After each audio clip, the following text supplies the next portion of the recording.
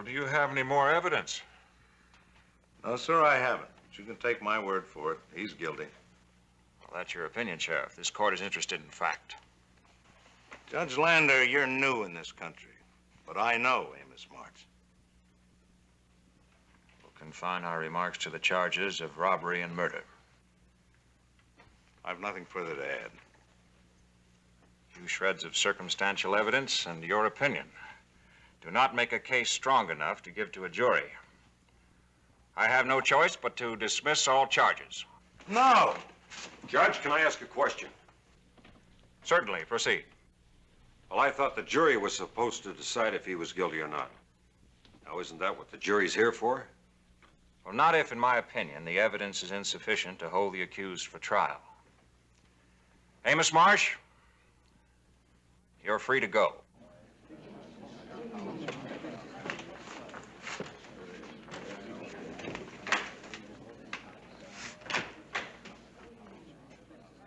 You're wrong, Judge, and you're going to destroy Pierce County.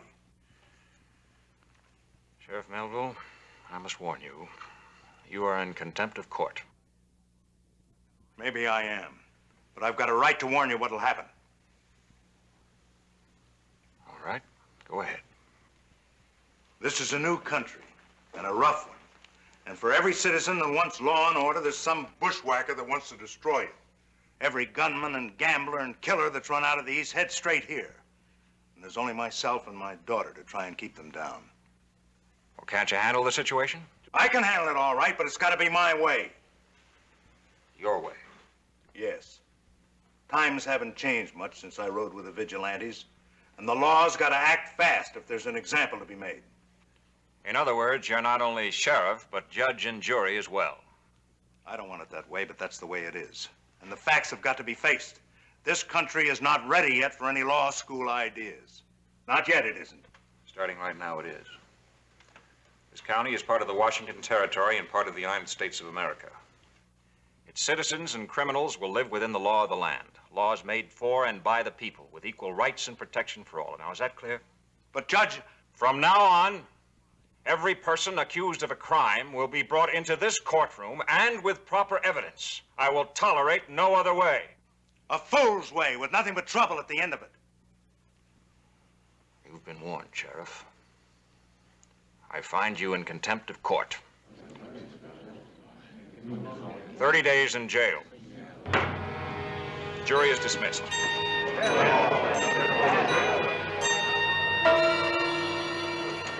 That Judge Lander must still think he's in Washington.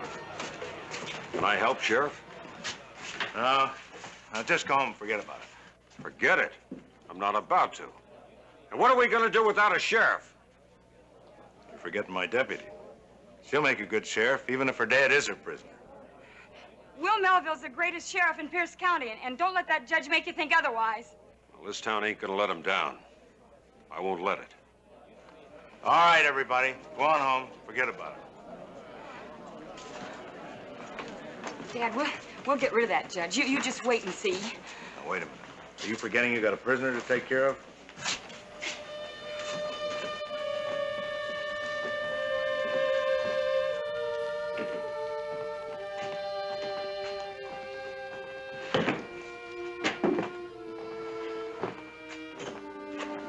You're not going through with it. Yeah. From now on, every order of the court's going to be carried out, starting with this one.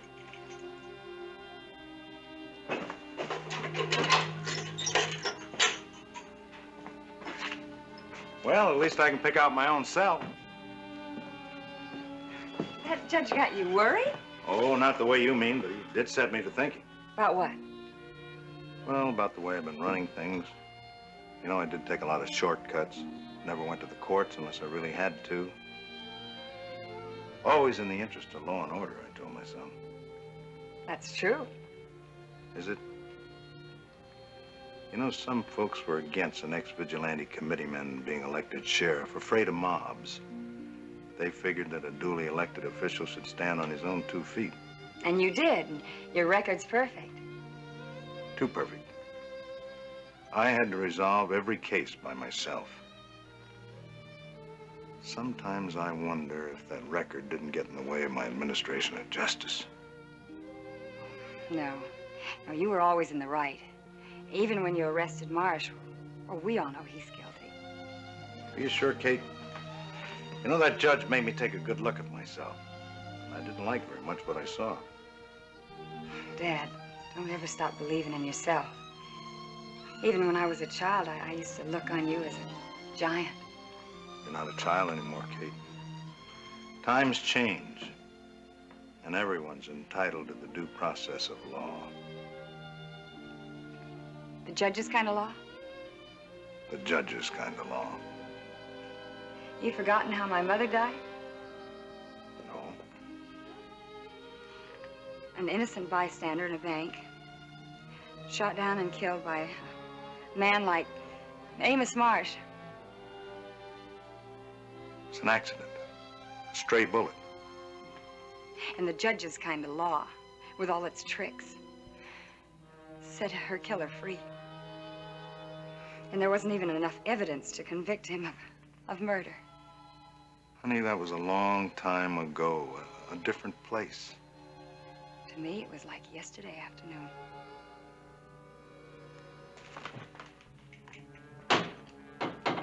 Honey, give the judge's way a chance, will you? I'm sorry, Dad, but for the first time in my life, I'm not going to go along with you. Well, will you promise me to keep away from him? How can I? I'm the sheriff now. That's right, Miss Melville. You're sheriff now. Since that's understood, there's one other thing I want you to know. Yes? I've worked with my father ever since he became sheriff. I've seen the trouble and the danger he's gone through without flinching. He's gained a lot of respect in this whole territory, especially from the criminals, because they know he means business. He's made the law work out here. Well, I don't deny that, Miss Melville. I think your father's a good man. I think he's done a big job in bringing peace to this place. I differ with him, only... Only he doesn't do it your way. Isn't that right?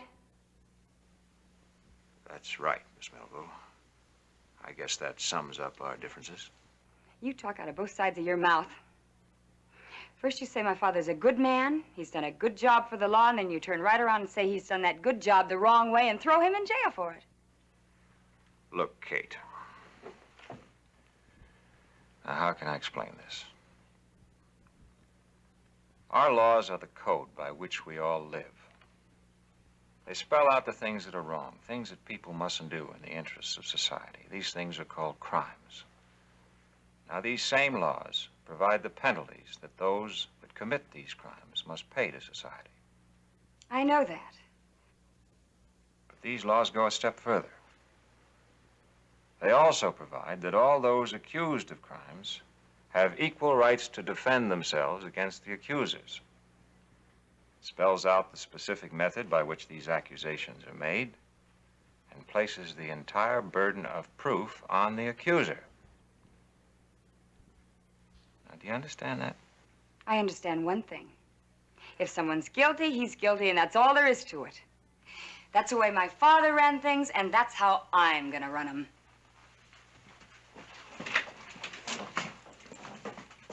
Well, I think she's a little upset about something. I agree with you, Doctor. She's a pretty headstrong girl, Judge. And a lot of the townspeople feel the way she does. I just came over to warn you. Warn me? I think you're heading for trouble. Trouble? I hope not.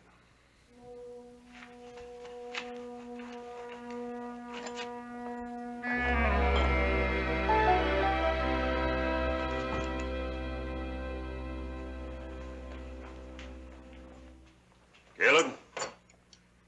Sheriff, he's a proud man. We gotta help him. But the judge sentenced him. Well, we'll just unsentence him. How are you going to do that? There's only one way. Run the judge out. Same as we run out the Indians. Same as we run out anyone against our best interests. Use force. What did force ever bring us? Fear and violence. Them's the two companions that force brought us to live with. You afraid, little man? I ain't ashamed to admit it. I'm almost afeard to leave town to work my claim. If it ain't Indians, it's bushwhackers. Well, then fight back. Or maybe you've got a better way. Well, an old prospector like me ain't got no ideas. But I think maybe an educated man like the judge might have. Name one. Well, what he said about the law, for instance. About it being the same for everybody. Indians and settlers alike. I think maybe someday a law like that might put an end to fighting. No. Not to take what's rightly theirs, that's for cowards without guts. As if there isn't enough trouble in this town, I gotta break up an argument between you two? What are you so edgy about? The old man here, he seems to think the judge did the right thing, putting your pa in jail. Oh, I didn't say that at all. I just said that laws is laws. And that's what judges are for, to enforce the laws in the proper way. This judge, his kind of law, freed a bushwhacker like Amos Marsh. Now, does that make you feel safer when you're working your claim? Well, since you put it that way, it don't. And you're trying to fire up a mob to storm the jail. Well, I was only trying to help your pa, Kate. That's not gonna help him. The governor just send in another judge like that one. Well, we got to do something. The judge is already doing it for us. The judge? Mm-hmm. You see, every lawbreaker I bring into court, he's gonna turn loose. And pretty soon the situation's gonna be out of hand. And the judge? He'll be held accountable. Mm-hmm. And the governor just have to send us a man of our own choosing. Well, I just hope nobody gets hurt. Somebody's gonna get hurt, all right. How bad? I don't know.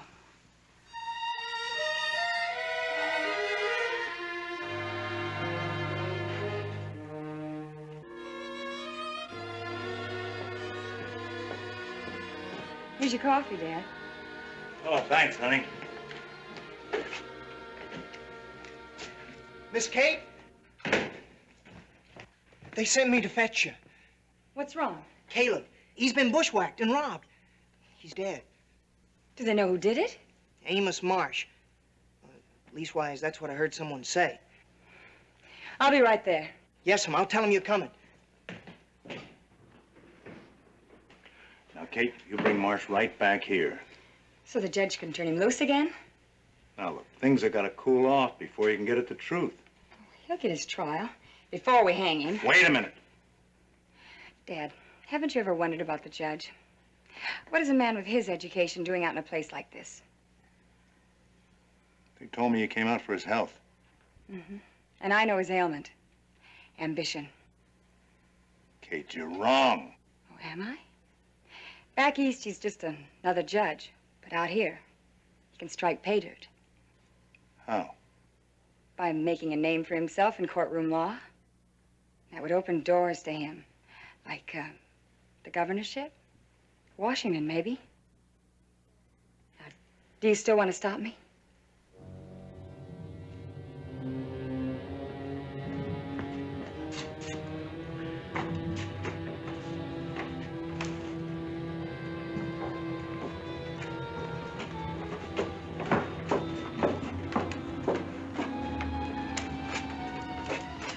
Caleb brought this mare here for me to shoe. I took her back to his mine. That's where I found him. Amos Marsh? Now that you mention it, well, it was an hour or so before I found Caleb. I did see Marsh riding hard towards the foothills. Well, at the time, I didn't think anything of it. Well, now you think, and think hard. Did you see anyone else at all? No. No one. I want volunteers. We'll go with you. Raise your right hand like me. As acting sheriff of Pierce County, I'm empowered to deputize you if there's a need. Well, there's a need. So you're deputized. All of you. As acting sheriff, you're responsible for bringing Marsh back to stand trial. We're not going to bring him back for you to turn loose again. That's murder. I'm holding you responsible. All of you will be held accountable. Mount up.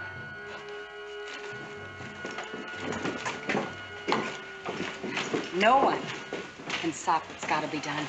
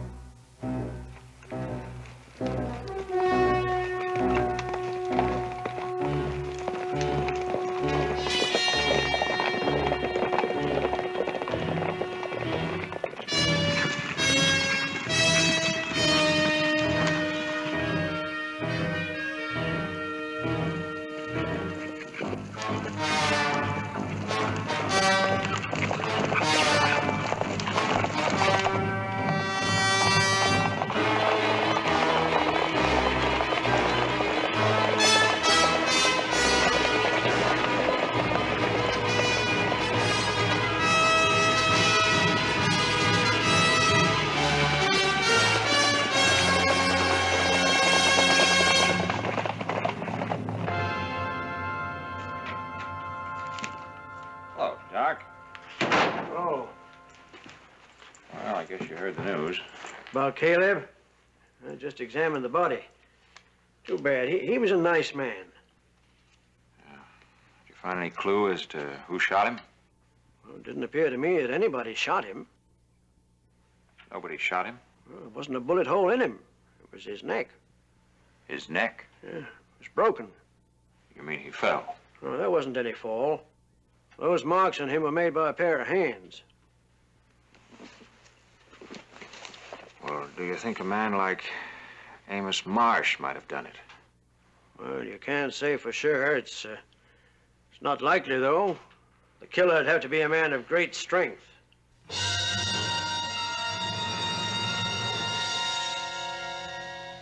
Where are you going? I've got to get to that posse and stop them. I'd as soon tangle with a bunch of renegade Indians as to try to stop that mob. Doc, the trouble with having principles is you gotta live up to them.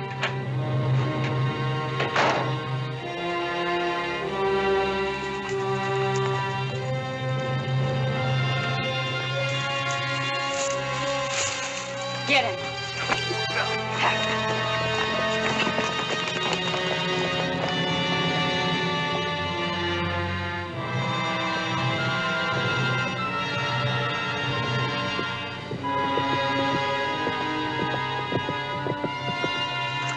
You still deny you bushwhacked Caleb?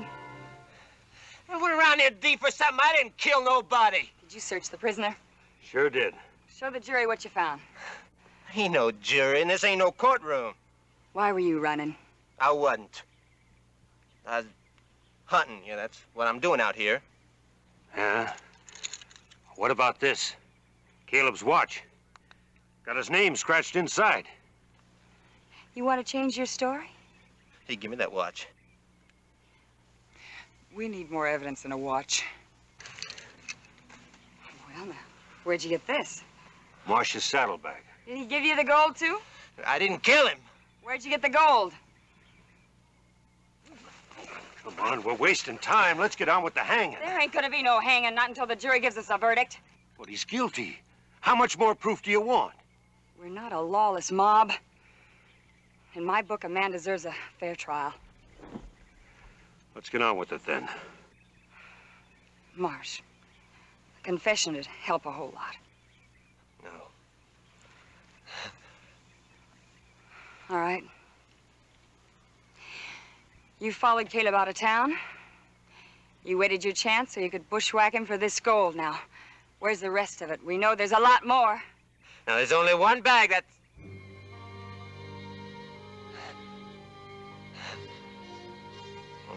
Caleb was dead when I found him.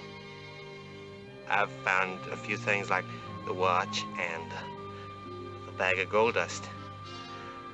I couldn't help taking them. He didn't need them anymore. I don't know why I run. I got rattled is all. Did you kill him? No, I swear. On my word. You word? You just gotta believe me. It's up to you. If you think he's guilty, raise your right hand. If you want to write down anything for anybody, we'll see the messages later. No. Come on, let's hang him. No! No!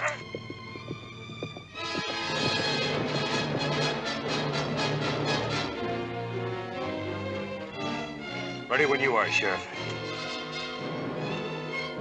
Well, let's get it over with. Go and hang him!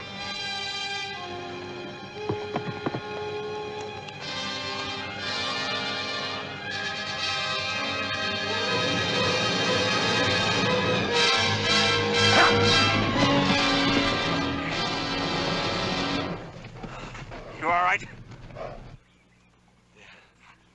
You do that again and you go to jail. We don't want no interference from you, Lander. Release him. He's been tried and found guilty. A man is innocent until proven guilty beyond reasonable doubt. In a court of law. Your court of law set Marsh free. Our way, we don't take no chances. I think you're taking a lot of chances, ma'am. We found Marsh with this gold he got from Caleb. He admitted it. Amos Marsh didn't kill Caleb. How can you be so sure? The doctor's report revealed that his neck was broken. The killer was a man of great strength. Now, does he fit that description? Liar. This is one of your courtroom tricks. Marsh is guilty, and I say let's hang him. He's not the one that's going to be hung.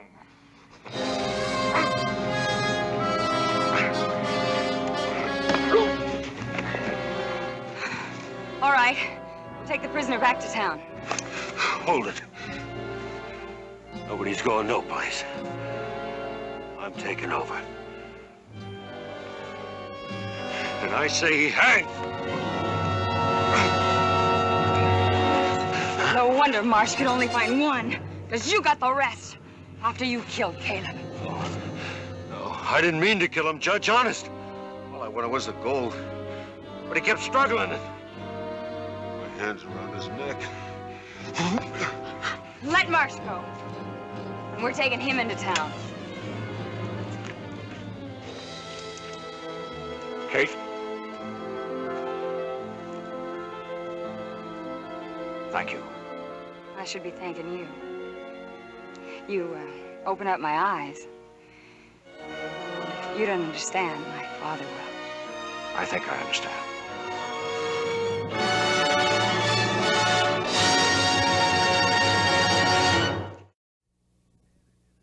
A man is innocent until proven guilty beyond a reasonable doubt. When the West finally accepted courtroom justice, it began its rise to greatness. Kate Melville is one of the names that made it great. See you next week with another page from the panorama of the winning of the West. See you then.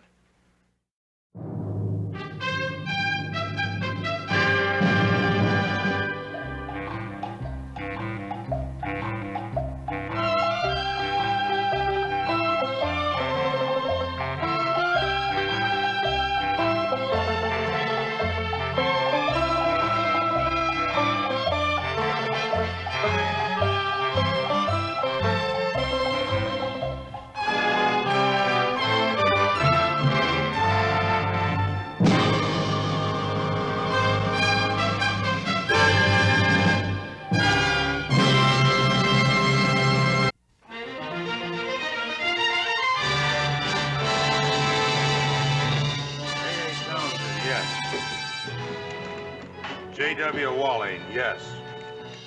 Slim Judson, yes.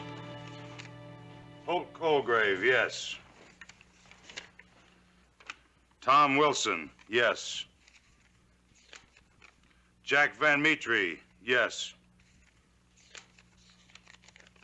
Lucian Pomeroy, yes. Richard Dunn, yes. Dan Hardy, no.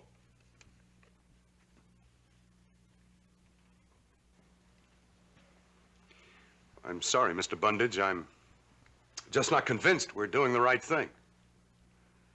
Well, you have a right to be wrong. Go on, Mr. Swigert. Swigert, yes. Abner Cox, yes. Mr. Bundage, yes.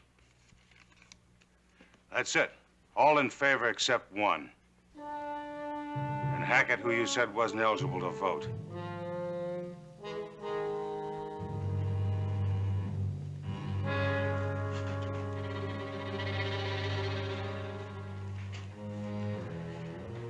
How about it, Dan? Any chance you might change your mind and make it unanimous?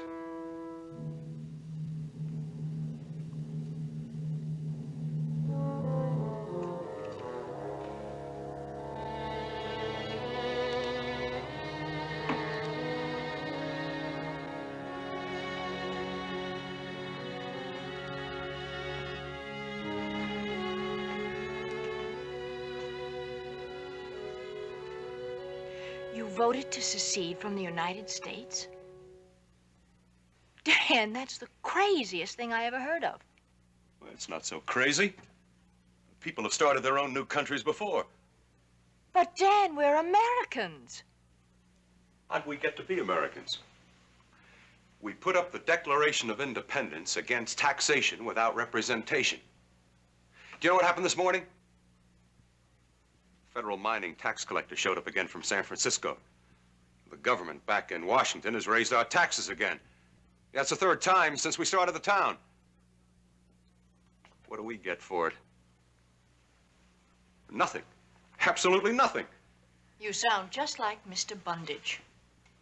Well, he knows what he's talking about. Mr. Bundage says that all the politicians want is to grab all they can out of what we dig out of the ground. So why should we go on putting up with it? But what good will it do to stop being Americans?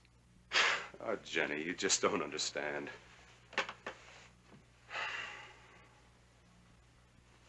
I saw Dr. Spencer while you were at Mr. Bundage's meeting today. We can expect the baby in a few weeks. Did he say you're all right? Mm-hmm. We're both fine. He said, of course, even a doctor can't be sure, but he thinks it will be a boy.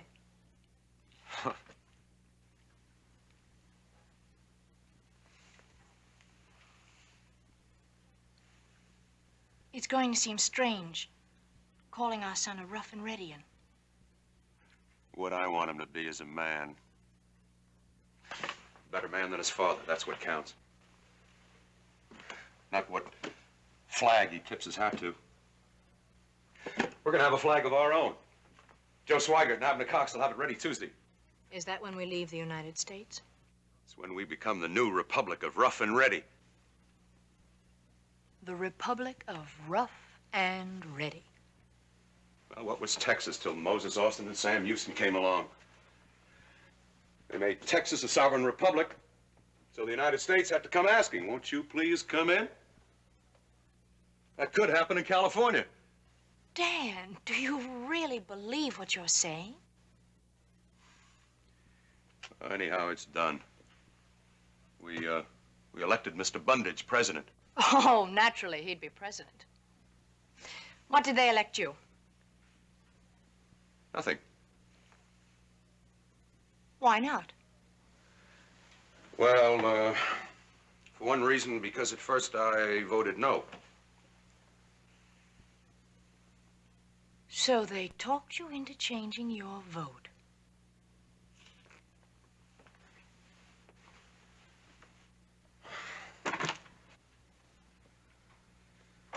A man has to live with his neighbors. Joe Swigert's a vice president, and Abner Cox is going to be Secretary of State. And you and the rest of us take our orders from them. Well, that's the way it was with the 13 colonies, and Thomas Jefferson and John Adams and John Hancock. Only now it's Bundage, Swigert, and Cox. Oh, Jenny, you just don't understand. I'll fix your supper.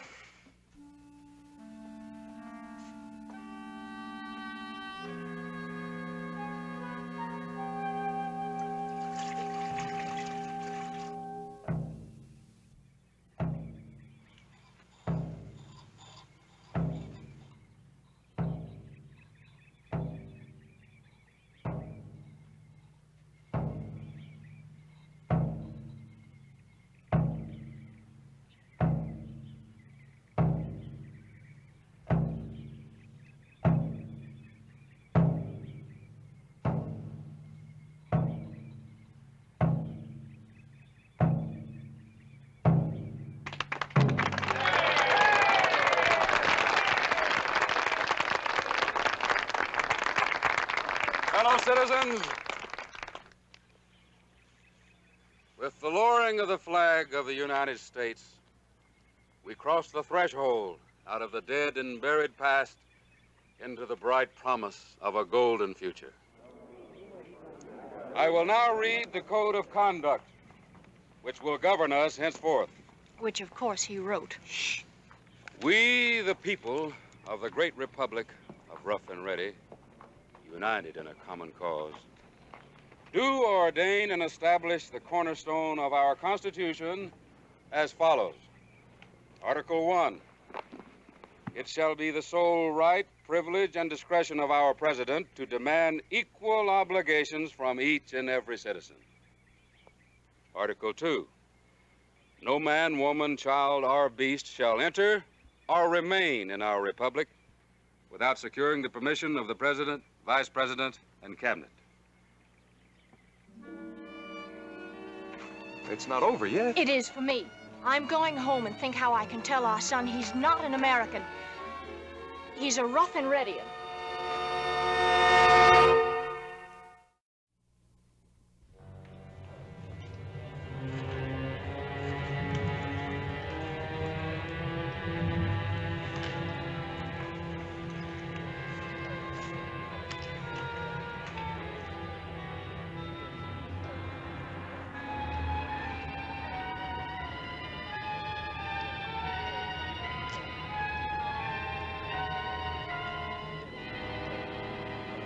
Take your money back.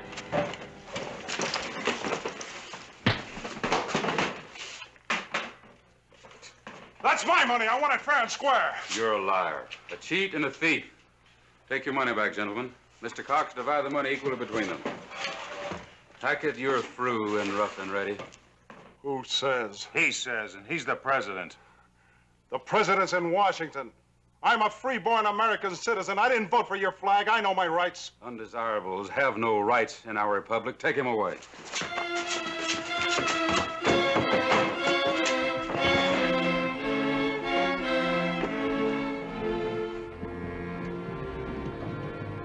I'll kill you. You hear me? I'll blow a hole through that thick skull of yours. You'll kill nobody. Start him moving. Take him to jail. But let's not have any unnecessary violence. I'll just make sure he gets there.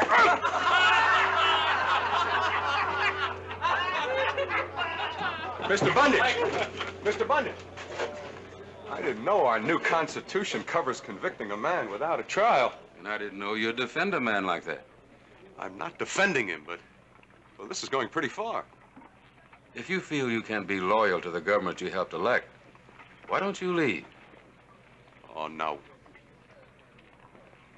Wait a minute. Mr. Bundage is our president.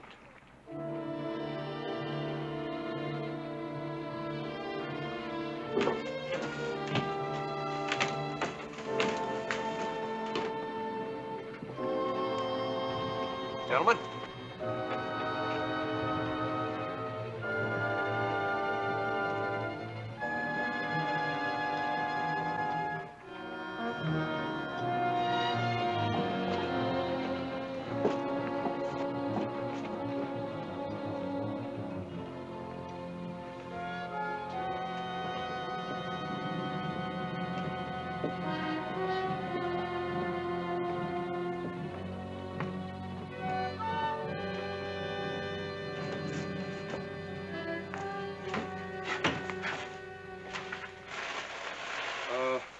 What's this I hear about my property on Scully Creek being taken over by the government? Mr. Bundage introduced a bill to use the land as a site for the president's new White House, which we're going to build. The cabinet passed the bill unanimously. Nobody asked me about it. Well, you can lodge a protest if you want to. Just put it down in writing, and I'll take it up at the next cabinet meeting.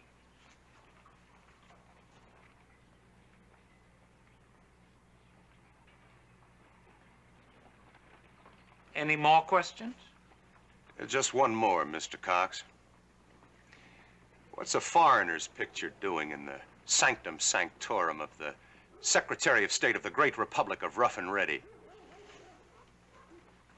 That's George Washington. Well, he's not the father of our country. Mr. Bundage is. Now, look here, Dan. That kind of talk won't be put up with. You'll get more of it. And not just in writing. You threatening Mr. Cox here? It's none of your business. I'm making it my business. Pa! Help him, Pa! Hit him again, Pa! All right, I'll take charge here. You're under arrest. Come on with me. Hold it. You can't arrest him. You're not the marshal. The president says I am. We'll see what the president has to say to you. Come on. Wait a minute. He started it. Jake's a member of the cabinet. What difference does that make? You better read up on them new laws we passed. You better read up real good. Now, the rest of you folks go about your business. We don't want any congregating the crowds. Come on. Pa! It wasn't Paul's fault. He started it. Yeah, but he's a member of the cabinet. You can't touch him. Pa!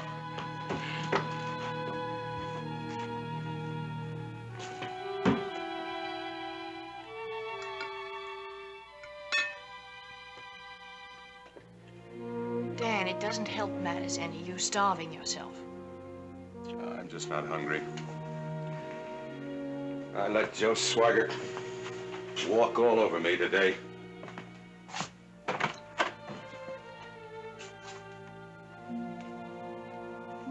Is that all that bothers you? I don't know. Maybe it's just because I'm so used to standing up for my rights, or anybody else's. Does anybody have any rights in the great republic of Rough and Ready? Looks less and less like it all the time, doesn't it? I can't figure it. Bundage, Swigert, Cox, Jake Walling, and all the rest good men. Neighborly, decent, careful not to harm the other fellow. All at once they've changed. And I'm just as much to blame for it as they are. I voted right along with them. Now I don't know where it's going to end, and I don't know what to do about it. You should have thought about that before you voted. Oh, honey. A man can make such a doggone fool of himself when he really puts his mind to it.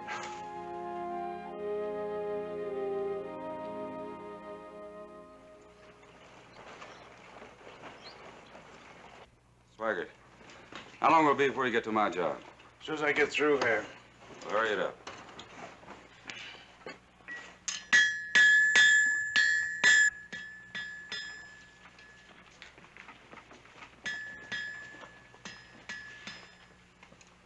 Mr. Hardy! Mr. Hardy! Mr. Hardy, I've got something for you. Don't tell me there's a circus coming to town. Read it quick before someone sees me.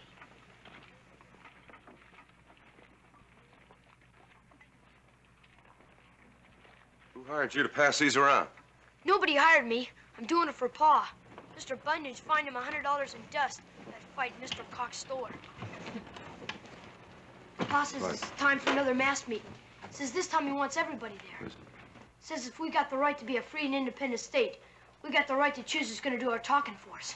You there. You, Jamie Wilson. Oh, gosh! Give me those. Let go of him. You keep out of this. I said let go of him. That's all right. So, they want to start a revolution. I thought we already had our revolution when we pulled out of the United States. Go home, son. Stay there. And I suggest you do the same. I don't like your attitude, Dan. Well, then go get your cabinet to pass a law against attitudes. Burn them. If any more show up, arrest whoever's circulating them. Now, look, Mr. Bundage. President Bundage. Come on, Jamie. Let's get back to that job.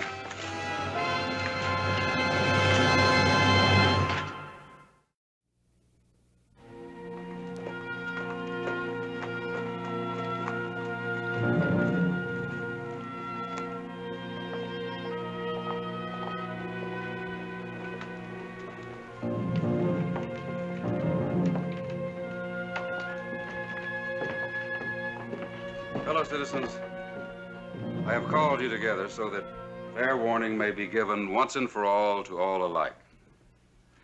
United we stand, divided we fall was a precept laid down by the founding fathers of the United States, from which we have seceded. But the principle is the same for us, and it will be enforced. As your elected president, I hereby proclaim a state of emergency, during which there will be no more public or private gatherings of more than 4 persons, except by permission of the president. Any secret meetings will be broken up, the organizers will be prosecuted. And in connection with this, one of our 2 churches will be closed until further notice. I have no personal prejudice against any religion, but duty requires me to take every possible step to make sure that we are 100% united. What is it? Look who's back. Arrest him. Stop right there, mister. Now, you just stand there and sweat. I promised you something when you and your president ran me out of here last time. And now you're gonna get it. You touch that pistol, Hackett, and you'll hang. Who's gonna hang me? You? You puffed up old loudmouth windbag.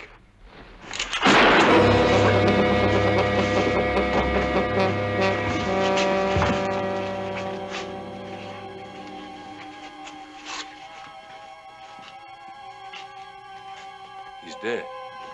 Hey, get it!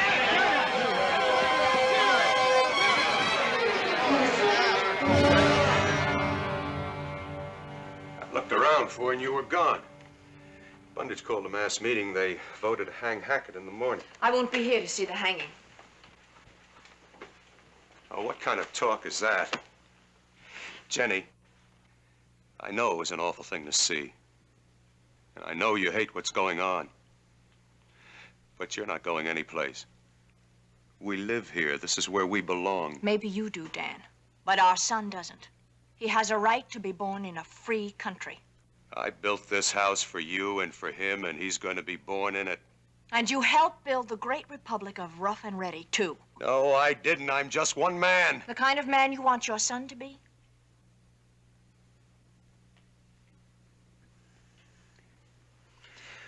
Let me go now, Dan. No, I won't. Jenny, what's happened to us?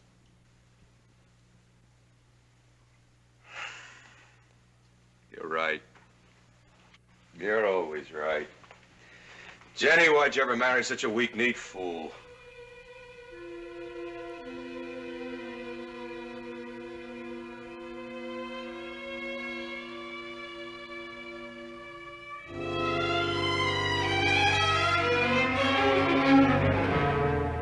That's fine.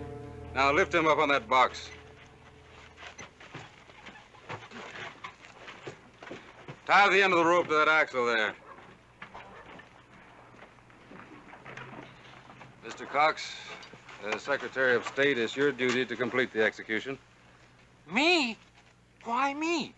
I'm no hangman. We all have to perform duties we dislike. Well, you don't dislike this. You want to see him hang. Wasn't him, it'd be somebody else. Just to prove how high and mighty almighty you are. You're a coward, Mr. Cox. A fool and a coward. You're not fit to be a member of my government. All right, I resign. I quit. I didn't want to have anything to do with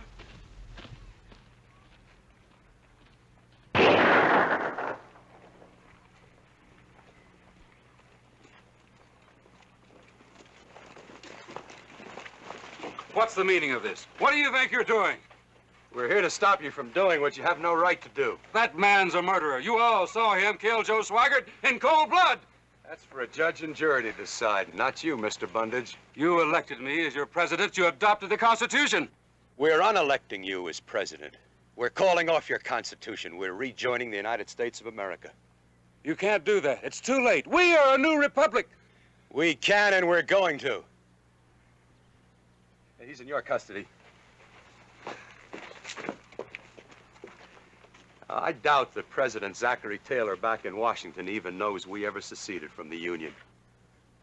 But if he does, I hope and pray he'll excuse us for naming our town Rough and Ready after him. And give us another chance to prove we deserve what he fought to get for us. I'm as much to blame as anybody. I voted yes because it was easier than voting no. But thank God I learned better before it really was too late.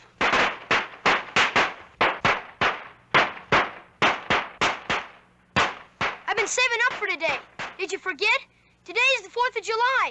Independence Day. Independence Day. Well, give me some of those. Sure, Mr. Hardy.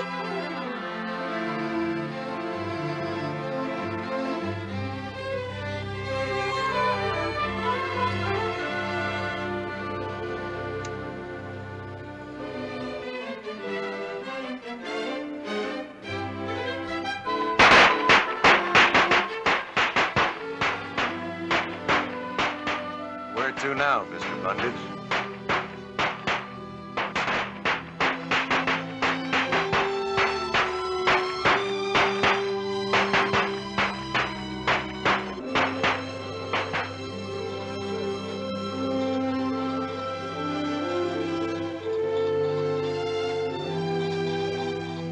I think you better take me home and call for the doctor. I'm glad the baby waited. Now he'll never have to know that he almost wasn't an American.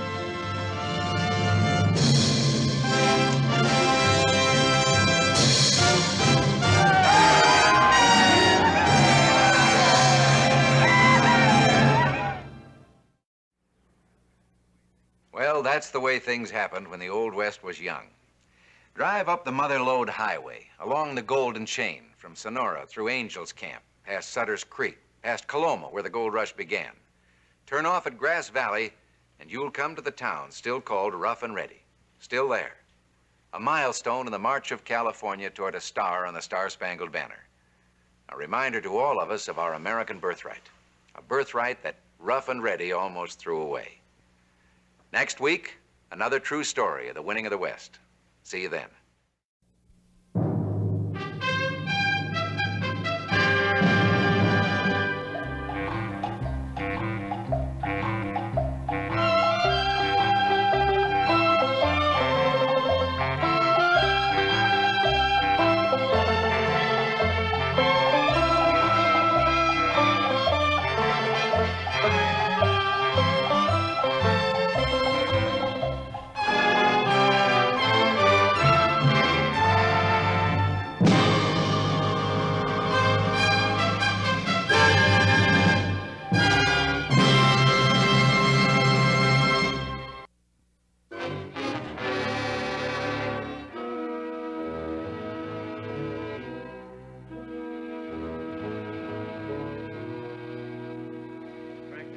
Now that you've seen what conditions are like, I wouldn't blame you if you turned my offer down. After all, you've got a good job in Placerville. Good job, limited future. But here... Well, you don't have to say it. Here, there's no future at all. True enough, Governor Bradley. At least not the way your last 4 wardens played it. Then you decided not to sign the contract. Well, I'm thinking about it.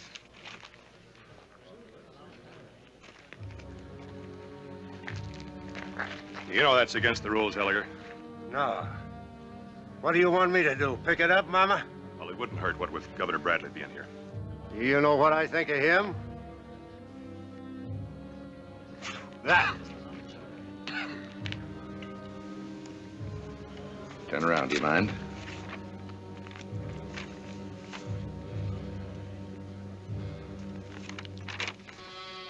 Thank you. Would you excuse me a moment?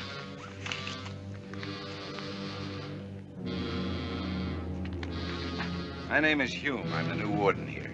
Next time you sneak up on me like that, I'll put your name on a tombstone, warden or not. I'll try to remember. And you remember when you're talking to me. Take the cigar out of your mouth. And if I don't, what happens? This. Why? Let up on my arm! Let up on my arm! You're breaking it. You just made an enemy, Warden. About to make 3 more. Tony Alvado, hold-up man and bank robber, sentenced to 10 years, escaped. John Druber, hold-up man and bank robber, sentenced to 10 years, escaped with Tony Alvado. Pete Gorman, hold-up man and bank robber, arson 1 count, sentenced to 10 years, escaped with Druber and Alvado. All 3 of these men escaped from this prison. But you won't sanction my going after them. Why? As warden, your place is here in your office, not traipsing after escaped felons. That's a job for peace officers. Are they doing it? No. No, they're not. Are these men really so hard to find? They move around so openly, you think they'd own Nevada. Truth is, they've got everybody buffaloed. Well, not quite everybody. You're needed right here where you are to reestablish discipline. Well, the best way to do that is to make the prisoners know I mean business. If a man escapes, I bring him back. A few lessons like that, they'll see the light. Well, it's your neck. And I hope to keep it intact. There's one more thing. I found this, several more like it among Pete Gorman's effects. What's the story? Well, there's no particular story. Gorman's just a man who likes to have his picture taken, that's all. You watch the bird and you smile real pretty. How's this look? Wonderful. Now hold it. Just one more little moment. Don't you hurry. We just make sure it's right. We want a real nice picture, don't we, girls? Oh, don't you worry about that. Now, steady. 1, 2, 3, done. Oh, that was beautiful. Just beautiful.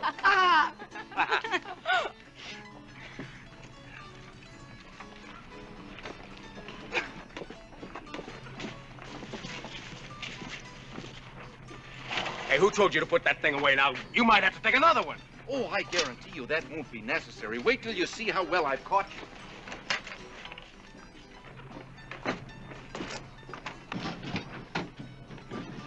Where's all the stuff you're supposed to use? Got everything I need right here. That'll hold you till I get you back to prison. Prison? I'm the new warden. What are you doing? Next time it'll hurt.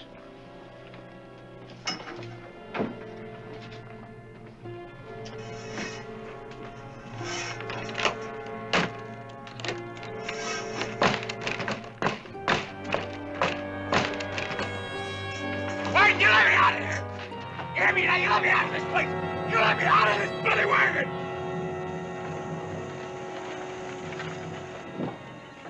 Of course, you know you tricked me back there in Hagtown, Warden. Yeah, I guess I did. Nobody's ever beat me in a fair fight. That's because you never gave anybody a fair fight. I don't believe in it.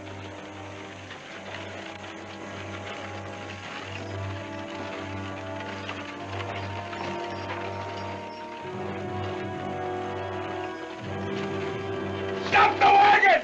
Fire! Fire! Fire! Fire! Let me out of here! There's a fire! Let me out of here! The wagon's on fire! Yeah, I was watching. You were watching! Yeah. All right, I admit it. Come on, will you get me out of here? This wagon's on fire! And let you jump me? No, come on, wait! Sorry, I just mislaid the key. No, wait, don't do that! Come on, I promise! I promise! Get me out of here!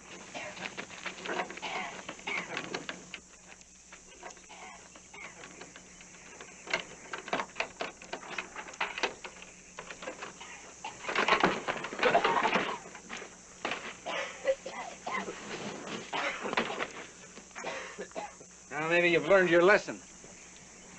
The next time, I'll let you cook.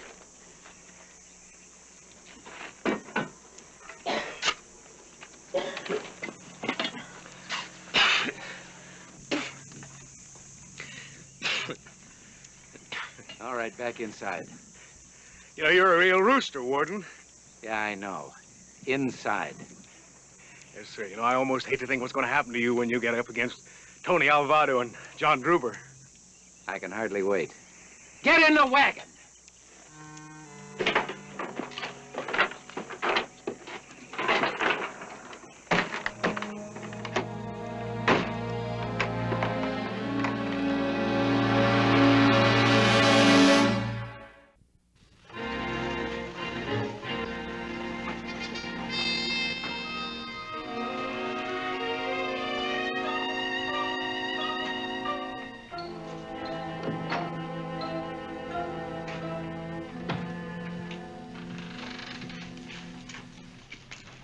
Good morning. Sheriff Reedy? Right. James Hume, Warden of the State Penitentiary.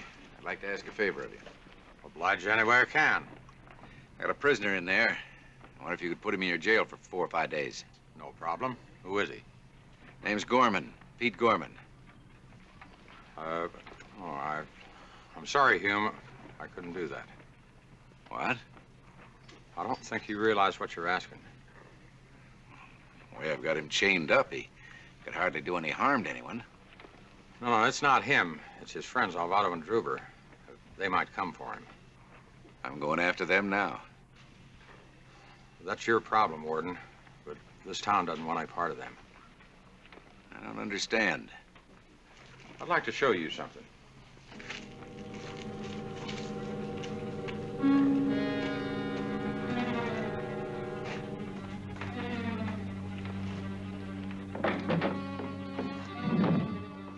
That tells the story better than I can.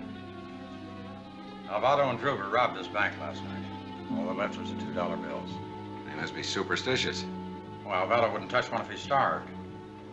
They sure took everything else, though. And you didn't even try to stop them?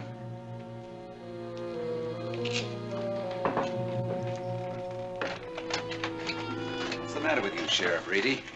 What's the matter with all of you? If you let criminals like Druber and Alvaro terrorize you, you'll never be free of them. You'll never draw an easy breath. Now lock Gorman up for me. Some of these men will volunteer to guard him. Well? I told you, Warden. Well, tell me something else. Which way did your friends go after they paid you this visit? Well, you're wrong about the friends part, but I don't guess it matters.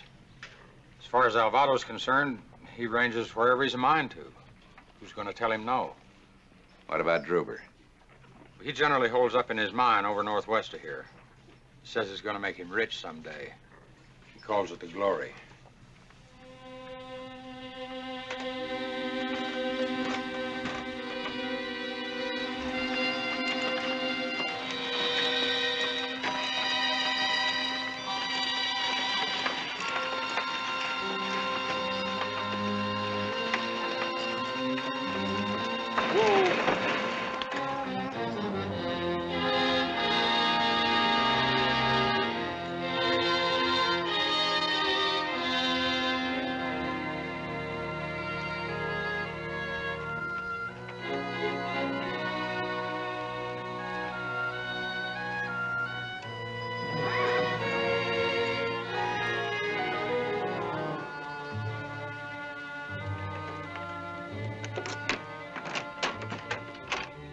All right.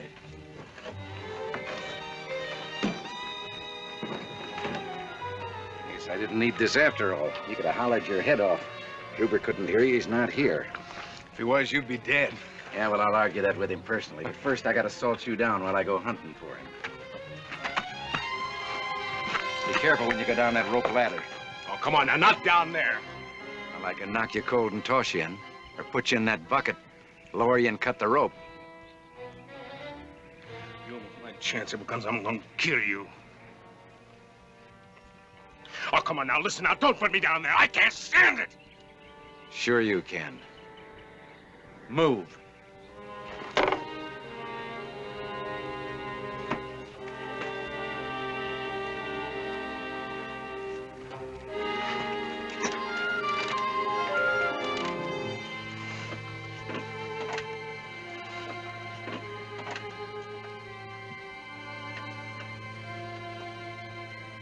You make it all right? Yes, I made it all right. I was sure you would. No, wait, don't do that. Oh, come on, please. Warden Hume. Warden, please throw that ladder. Oh, come on now, don't take the ladder away. Warden Hume.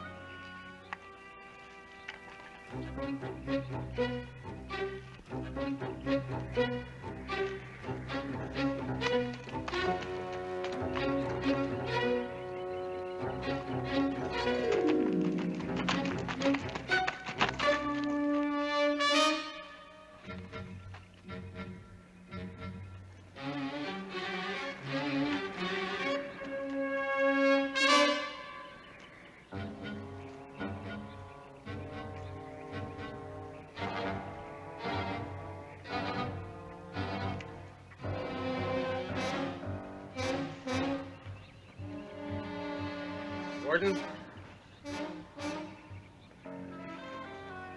Warden? Warden, you! Druber! There's this Druber. Who'd you expect? Never mind. Just get me that rope ladder and get me out of there. Rope ladder? Where is it? Go on. Get my hands on that, you. Druber, do something! Haul me out of this hole! I can't take it any longer! All right. Quit your bawling. Hold on. I'll have you up. Easy. No time. All right. Watch out below. Easy.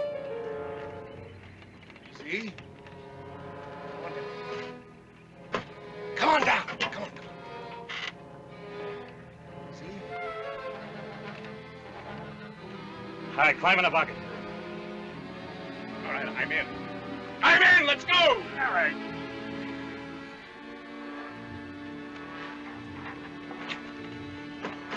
Come on.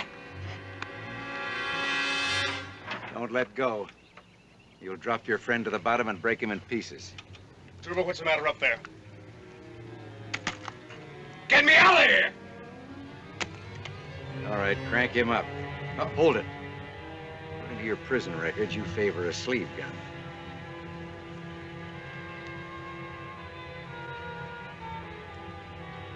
All right, reel in your fish, and then we'll go look for Tony Alvado.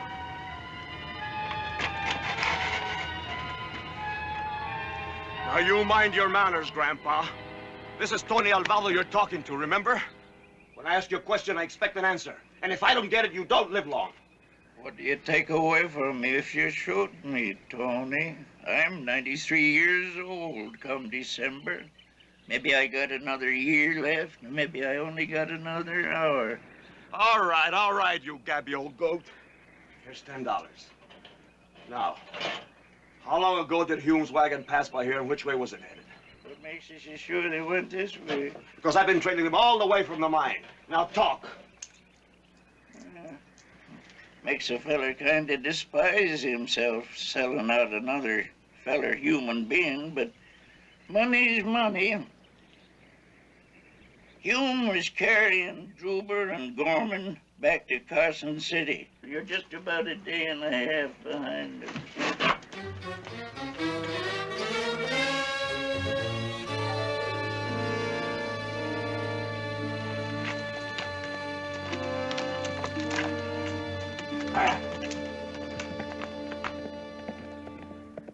Looky, Jenny. He gave us $10. Warden Hume gave us 20.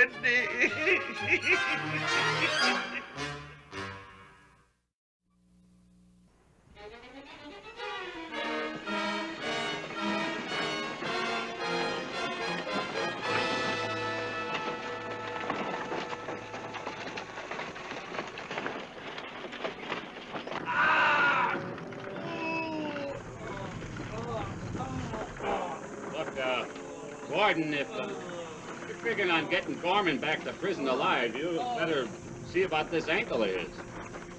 I think a scorpion must have bit me back at the mine. You gotta do something. I can't stand the pain. It's killing me. I'll try to be brave in case I have to amputate.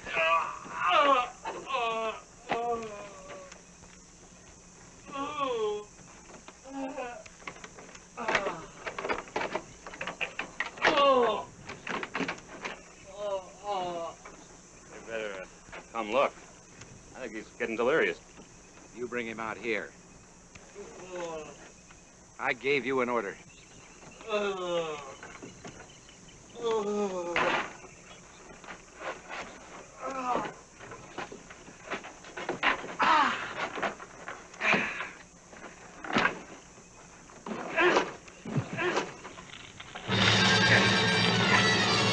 Get the gun! Get the gun!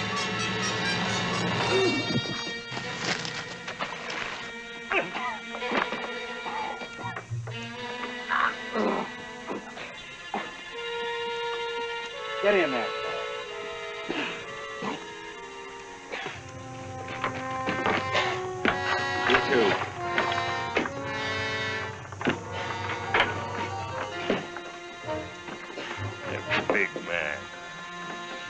Tony Alvaro will chop you down to size. Oh, shucks.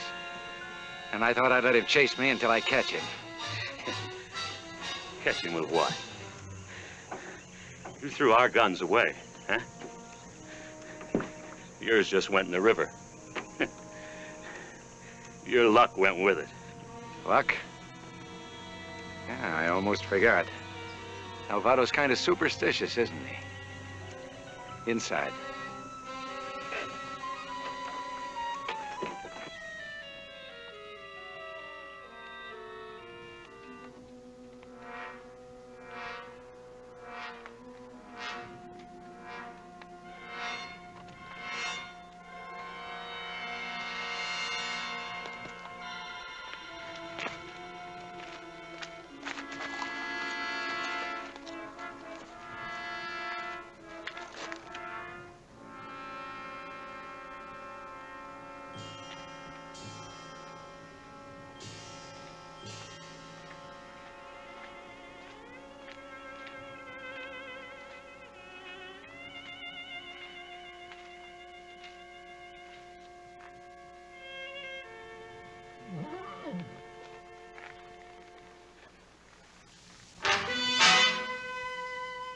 Tony Alvaro died Friday 13th.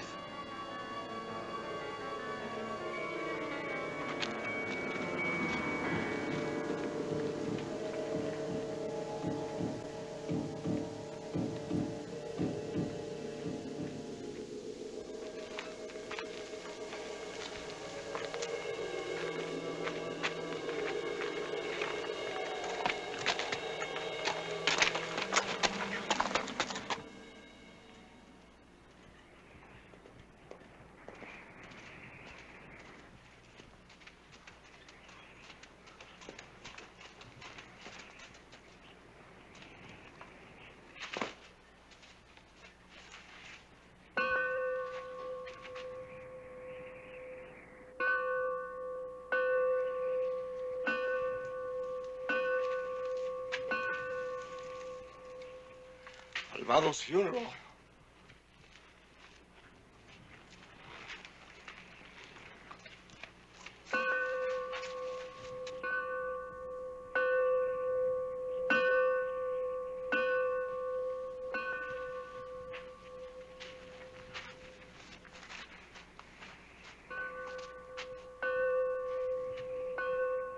Alvaro's bad luck. Dies Friday the 13th. I'm not dead!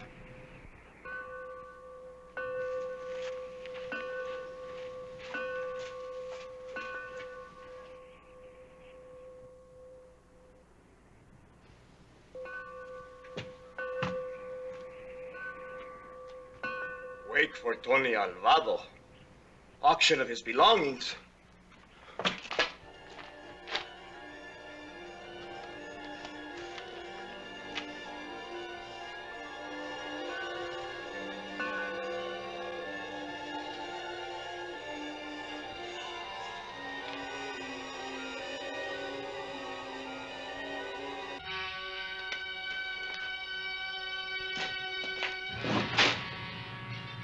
Friday 13, holiday. Death of Alvaro. No! It's a lie! It's a lie!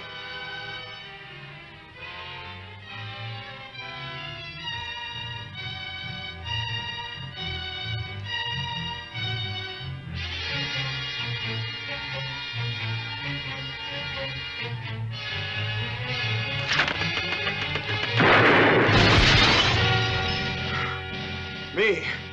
It's me I shot. I shot myself.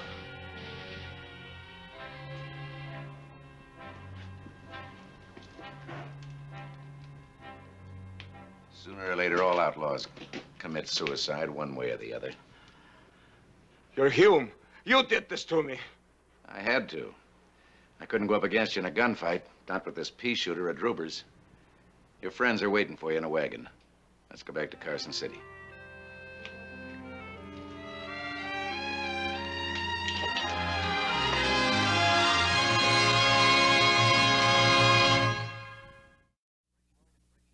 The exploit of bringing in 3 escaped convicts single-handed made James B. Hume one of the most popular men in Nevada. But John Valentine of Wells Fargo had offered Hume the job of head of that famous organization's special agents. Hume chose to accept the Wells Fargo offer, and for 35 years he was in charge of the greatest police force history has ever known. More than any other single man, he brought law, order, and modern police methods to every corner of the West.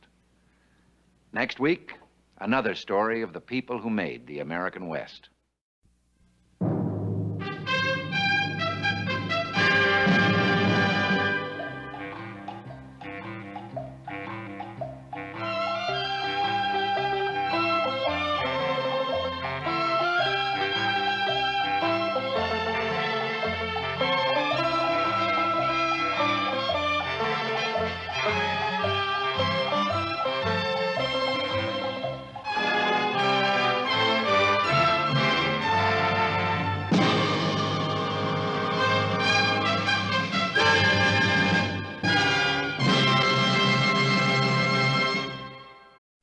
And we are going to do everything in our power legally and by influencing public opinion to have you expelled from the medical society of this city.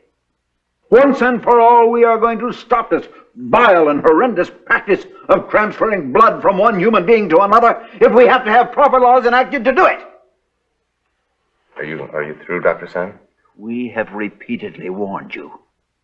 Up until recently, you were one of the most respected physicians in San Francisco, and a good doctor. But you have totally disregarded all accepted methods of medical practice. They're right out of the Dark Ages. And transferring blood from one person to another is right out of hell.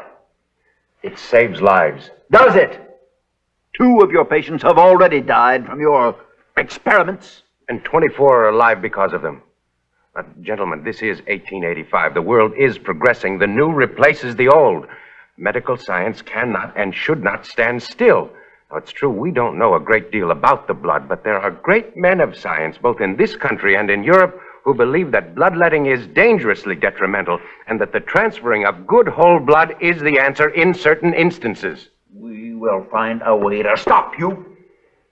You do that. Dr. Richter, we have not excused you from this hearing. I have. Now, you can all sit around on your collective prognoses and call me witch doctor. I have more important things to do. Dr. Richter, the King of Hassan has requested you. He's at the Palace Hotel. The Princess Nasim is gravely ill and they cannot stop the bleeding. I'll go over right away. I forbid it.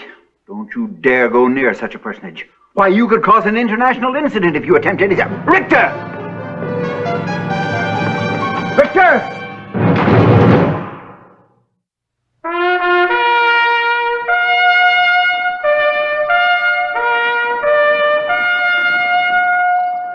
Death Valley Days. Howdy, folks. I'm the Old Ranger. Today, we recognize blood plasma as one of the great life-saving tools of medicine, just as Dr. Max Richter predicted in 1885. But when he set out to prove the values of blood transfusions, the resulting furor erupted into violent events, which provide us with a most exciting story called Bloodline.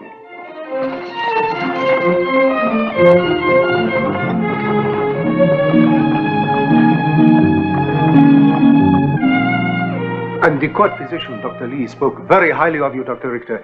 He was most anxious to meet you again. Yes, Dr. Lee and I were colleagues in Europe some years ago. I was so sorry to hear that he died. He told us that you, like himself, had carried out a great deal of research on blood. That's correct. Well, then, you will understand the gravity of the situation with regard to the Princess Nasim. She is, Dr. Lee told us, a bleeder.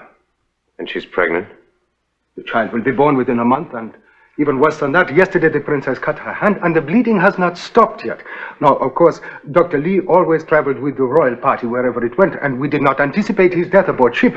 May I see the princess, please? Oh, yes, this way, please.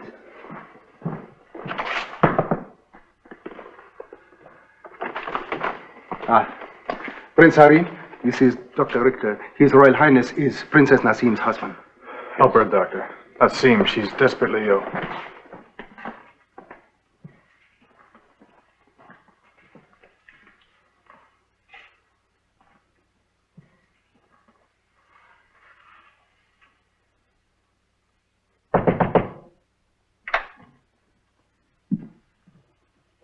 sir.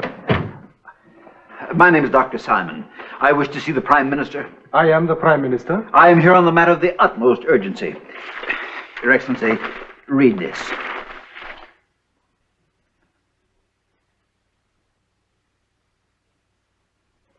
Doctor. Now, I can hear the baby's heartbeat. It's steady.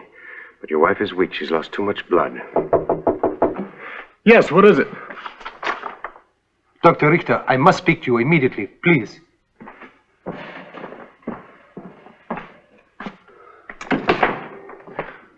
You don't waste much time, do you? Not when it is a matter of life or death, especially when the life is that of a princess. This man says he represents the medical society. Represents? He is the medical society. Well, he has made some very grave accusations against you, documented in these newspapers. Now, you must explain. Do you change the blood from one human to another? He must not be allowed to pretend the princess. All right, listen to me. Now, that young girl in there is hanging on to her life by a thread, so I don't have time to stand here and haggle with this pompous pillar of authority. How dare you! Because you and that whole... Please! Now, do I or do I not attend the princess? That is a decision only His Majesty can make.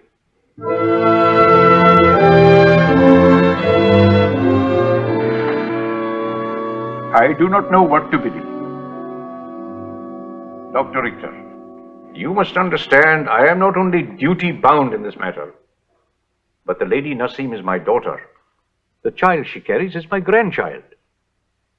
Your colleague, Dr. Simon, corroborated by the newspapers, accuses you of unnatural acts of medicine. Unnatural by whose standards, sir? You do not consider transferring blood from one soul to another unnatural? No, sir, I do not. If it please your highness. Yes, Dr. Simon. This man has already taken the lives of 2 people with his barbaric practices. Is this true, Dr. Richter? I don't deny that 2 of my patients died as a result of my blood injections. You see, there are mysteries about blood type that we don't understand as yet. However, I'm sure that no mention was made of 24 other people who are alive today because of my blood transfers. Sir, all this is taking up precious time. Now, the princess is near death. If you were allowed to proceed, what would be your treatment? I haven't had time to fully examine her yet. All I know is she's terribly weak from loss of blood. What would be your treatment, Dr. Simon? Your Highness, I've had no opportunity to examine her either. But from what I've been able to gather, it would seem proper to bleed her of all poison. You fool, don't you know that would kill her? Sir, now doesn't it seem logical to you? She's lost too much blood already. Bleeding would drain her of the last ounce of life she has left. Are you suggesting that we transfer more blood to her from another person? I don't know, it depends. But if the white corpuscles in her blood are not building up, that would be her only chance. Amir, she is my daughter, but she is also your wife. Now, you have heard what has been said here. What is your wish? Sire, I know only one thing. I love Nasim with every fiber of my heart, and I know she is dying. Now, Dr. Lee spoke with the utmost respect of Dr. Richter. And I remember once that Dr. Lee had remarked about the possibility of a transfusion, he called it. You are saying you would consent to Dr. Richter continuing? Yes, sire. But, Your Highness, the Medical Society... The Medical Society has no jurisdiction here. Dr. Richter, the Princess Nasim is in your hands. But if she dies, I shall demand from the President of the United States an investigation into your unorthodox methods. Now, do you accept? The woman and her unborn child are near death. I'm a doctor.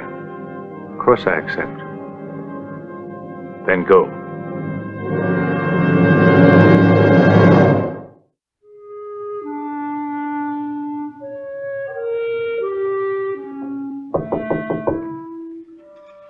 Let him in. Oh, the ice, good. Come on, put it here on this table. Over here.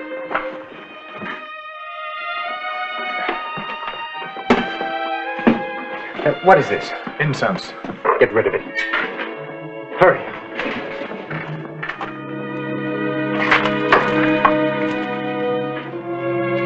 Prince. Yes, Doctor. Now, I want these curtains down. I want those drapes down. Anything in this room that can gather dust out. Tell the hotel to send up 6 charwomen. I want the room scrubbed from top to bottom with a carbolic acid solution. Acid? Yes. When a room is scrubbed with a carbolic solution, it lessens the chance of infection. Now, does he speak English? Yes. Take this list. Go to this hospital and pick up this list of supplies. Then I want you to go to this address and ask for Miss Ann Knight. Don't volunteer any information. But you get her here. No, don't just stand there. Go get those charwomen and tell them to send up a cot.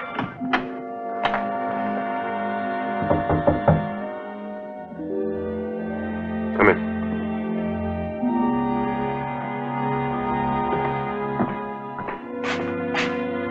I said come in. Miss Knight? I'm glad you were available, Miss Knight.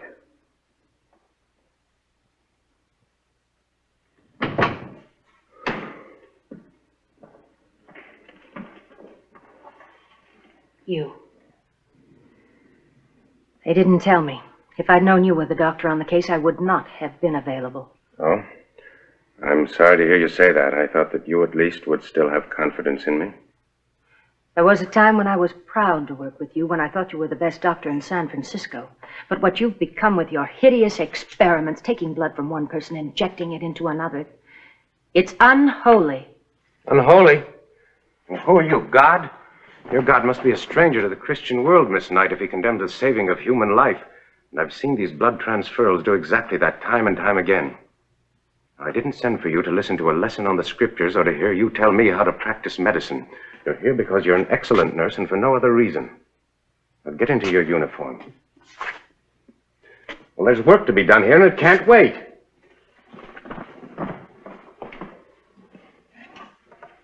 Why, she's only a child. Yes, they marry young in her country. What about the baby? The heartbeat is steady but weakening. Premature birth is indicated. Prognosis negative. What are your instructions? Release the tourniquet every 7 to 10 minutes and continue with the ice poultices. Ice? Ice? It thickens the blood. It makes it move more slowly through the body. Now, if her blood carries the infection to the baby, and I realize that it might, but if I can delay it... All right, now I'm going to need your help to take a sample like this every 3 hours. It's a relatively new technique. I take a drop of blood from her wound, place it on the slide, and put it under the microscope. I can then tell the condition of her blood. Come here, I'll show you exactly what I mean.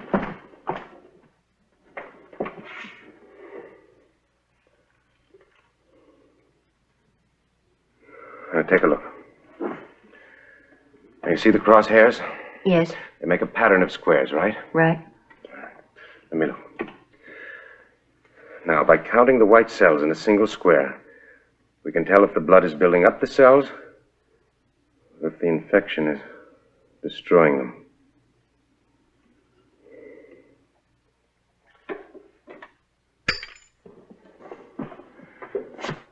What is it? Well, at the rate the infection is spreading, she'll be dead by tomorrow. There must be something we can do. There is. There's one thing. Because of all the talk, all the time that's been wasted. You know, I had really hoped that this wouldn't be necessary. She needs blood. Good, whole blood. You wouldn't dare. What's our only chance? It might kill her. It might. If you have no regard for life, think of the international complications. She's a princess. I'm only interested in the medical complications. The fact that she's a princess really doesn't interest me. Don't be a fool. Dr. Simon and the Medical Society are waiting for just one chance to charge you with criminal negligence. If she dies, you'll be giving it to them. It'll mean the end of your career. Maybe even prison. All right. And where would my career be if I allowed her to just slip away, huh? You know, when a man loses respect for himself, no one can give it back to him, not even the mighty Medical Society. If her system tolerates the healthy blood, a At least she'll have a chance. And if not?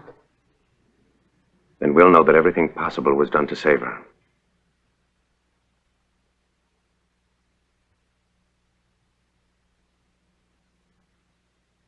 I won't help you. And you can't make me help you. Anne, I need more than your help. I need your blood. You're out of your mind. We were very close once, remember? You said you had confidence in me. You remember that little boy, the one with the terribly infected leg? Jimmy. Jimmy. You remember when I told you his leg had to be amputated? You didn't believe it. Neither did his parents. So they wouldn't let me do it, and the little boy died. You remember how you cried that night? You believed in me once. You believe in me again. You'll be crying for her.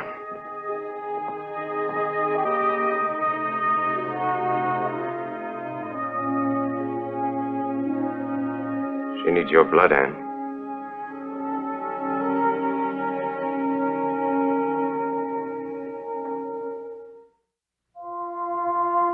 You better hurry. Prince Amir will be back in a minute. I can't hurry. You see, I don't know that temperature is a factor, and since I don't know, I can't chance it.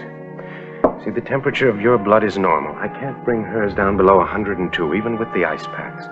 Not only that, as your blood flows through the tube, it's going to lower even more in temperature. All right, I think we're ready.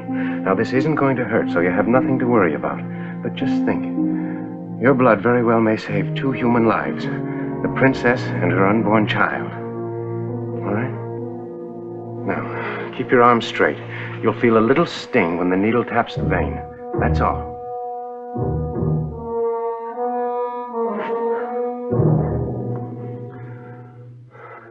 Now, give me your other hand.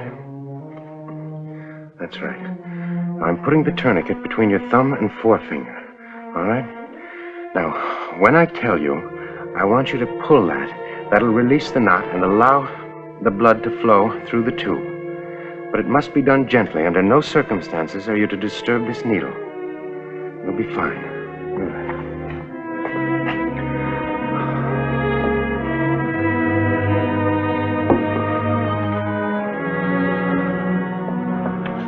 Arms straight.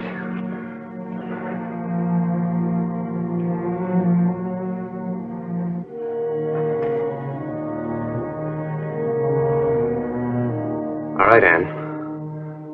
Pull. Now, gently.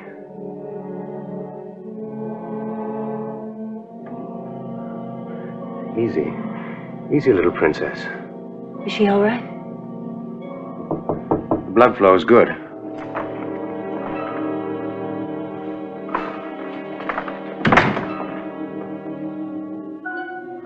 What? Are you transferring blood? It was the only way. How is she? I won't know for a while. Now, whoever that is, you keep them out. I don't want anybody in here. It might be the king. I don't care. That's up to you. Keep him out. Gentlemen, please. Look, Please. so, you went ahead. I demand that you stop immediately. You know, I'm about to forget that I'm a doctor and use my hands for something other than holding a scalpel. I thought you would resort to this savage technique. I had the board meet and draw up a resolution to the district attorney. If the princess dies, you will be charged with manslaughter. Are you going to get out, or do I throw you out?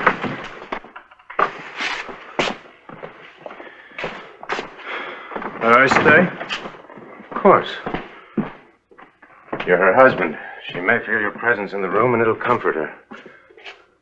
Are you all right? I'm fine. Good.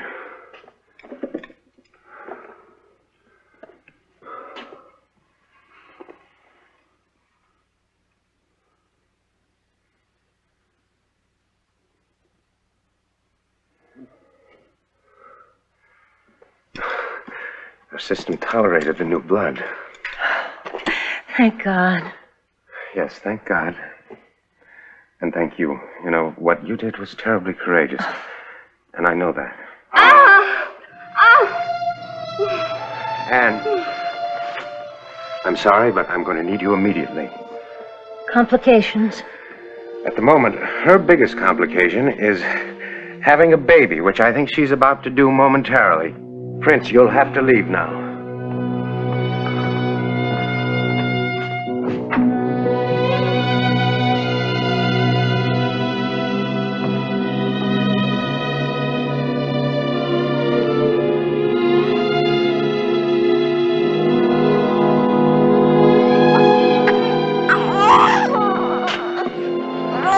Princess. Careful.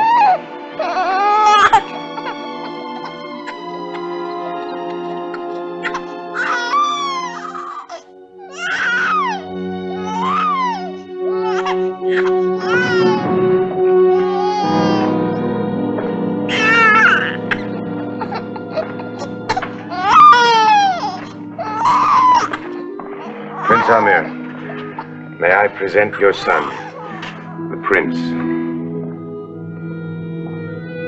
I'm sorry, gentlemen, but you'll have to leave.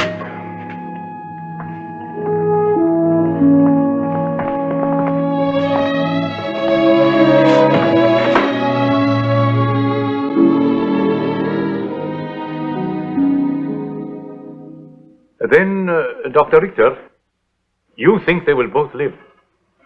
I said I thought they had a very good chance. I see.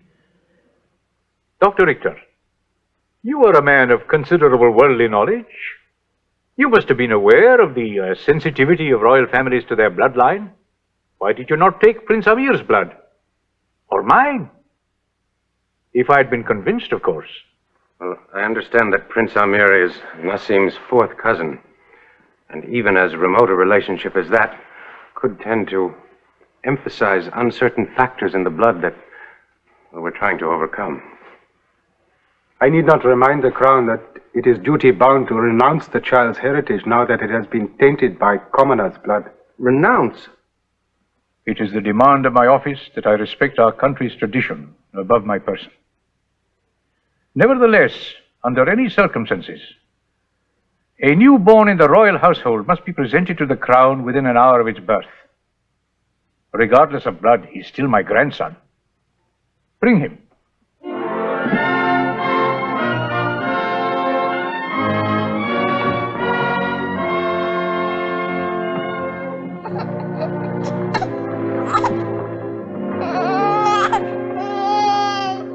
Excellency, I have the honor to present to the crown my son, heir apparent to the throne of Hassan. Prince Amir, you are familiar with the tradition of our country. This child's blood is... Sire, I also wish to present to the court Miss Anne Knight, whose act of great courage saved the lives of 2 members of the royal household. An act of heroism for which the crown is duty bound to confer an award of nobility. That is true, sire. I think I understand. Dr. Richter, will you sign affidavits confirming Miss Knight's heroism and its value? Well, there's no doubt that Miss Knight's act of great courage saved both their lives. Then, by the power invested in me, I do hereby grant 1 parcel of King's land in the province of Lu, and bestow the title Princess of the Royal House upon Miss Anne Knight. Furthermore, I do hereby acknowledge that the male child born to Prince Amir is the rightful heir to the throne of the Kingdom of Hassan.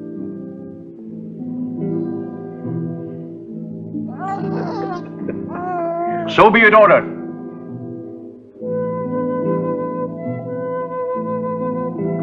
Dr. Richter, forgive me for not having had enough confidence in you.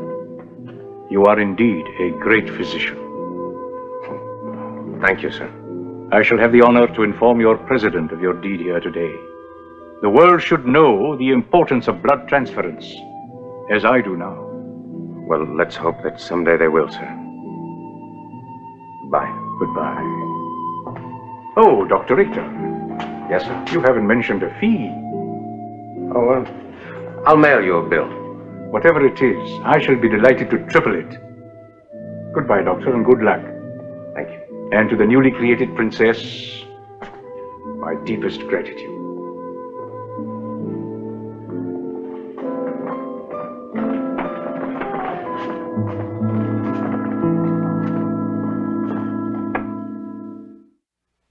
Dr. Max Richter continued to employ blood transfusions at the risk of jeopardizing his own career.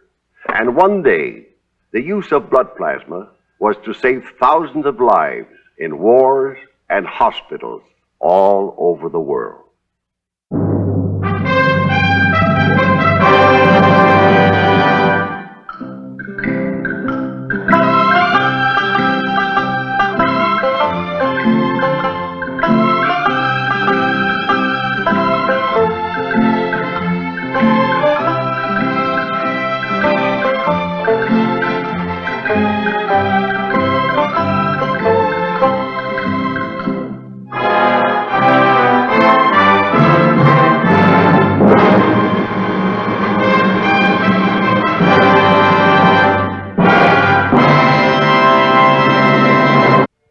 Up in the high Sierras, so near the state boundary that for a long time nobody knew whether it lay in Nevada or California, is the old mining camp of Aurora.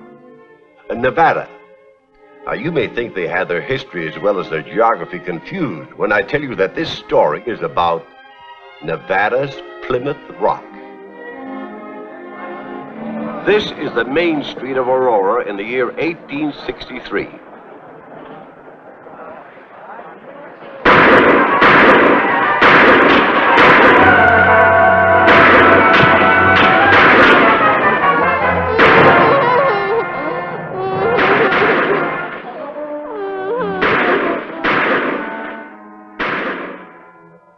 A bullet went right through it.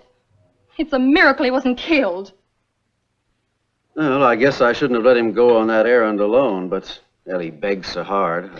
It would have happened even if one of us had been along.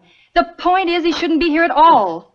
Oh, this is no place to bring up a child, John. A wild, lawless camp. Oh, Aurora's pretty decent. Gunfights, street brawls. I've seen drunks on the streets of Boston. What about that runaway in your hometown of Plymouth? He killed 2 people. I'm not just talking about physical dangers. It's the whole rawness of the life out here. Give us time, dear. This is new country. So new they've only just found out which state Aurora's in. Can you imagine back home not knowing whether you lived in Massachusetts or Maine? Maine used to be a part of Massachusetts, if I remember my history correctly. Oh, John, I'm serious. It's all right for you to settle here. You're a man. What kind of a future does it offer for our child? Make a man out of him, too. Oh, John.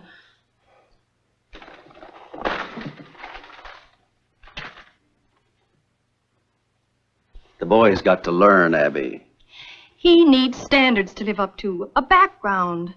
He's got us. He needs community standards. You just don't seem to understand, John. No, I don't. For a camp that's only 3 years old, I think Aurora's done mighty well. Producing ore. Yes, and believe me, I'm out to get my share of it. Well, money isn't everything. No, but it helps. Helps relieve suffering, win wars. Yeah. See here what Major Sherman's doing? He's staging an auction tomorrow to raise money for the National Sanitary Commission. That's the organization that takes care of the sick and wounded in the war, no matter which side they're fighting on. Yes, I know. For the publisher of a rabid unionist newspaper like the Star, I think that's pretty wonderful. Shows what kind of a man he is. What are they auctioning off? Specimen of ore, donated by the Wide West Mining Company. Yeah, it's a beauty. It's on exhibit over at the Hickey Saloon. A saloon. It would be. Well, sure. Want as many folks as possible to see it. Draw a big crowd to the auction. What's an auction? Chip, what are you doing up at this hour? I want to go to the auction. Auction's not till tomorrow, son. You get straight back to bed now before you catch your death of cold. Can I go tomorrow, can I, Mama? It's nothing you'd be interested in, dear. Auctions aren't for little boys. What is an auction? You get to bed now. I want to see the auction. Well, they got enough. Hi, boys. Pretty good for a Yeah.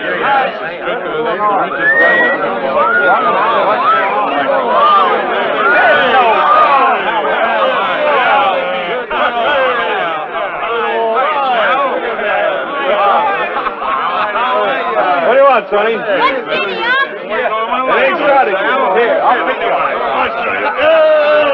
Whoa, what do we got there? What do you got there, Fly? I got a kid for sale. I ain't for sale. Yes, you are. We're going to auction you off. Who'll start the bidding? I'll bid 2 bids. He's all yours. I'll make it 4 bids.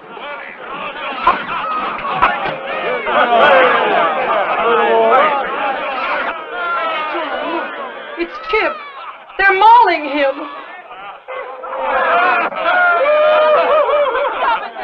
Put him down. How dare you? We're just having a little fun, ma'am. Fun. Maltreating a small boy. You ain't hurt, are you, Sonny? Of course not. Scaring him half to death. Mama's here, darling. I wasn't scared one bit. I could hear you screaming for help. You ought to be ashamed of yourselves. No, they meant no harm, dear. They was auctioning me off, Mama. It was just a joke, Abby. I fail to see the humor. You want your kid to be a sissy. It's plain you're not a mother. Come on, dear, we're going home. Can't I stay, please, Mama? I want to stay. You've had enough, and so have I.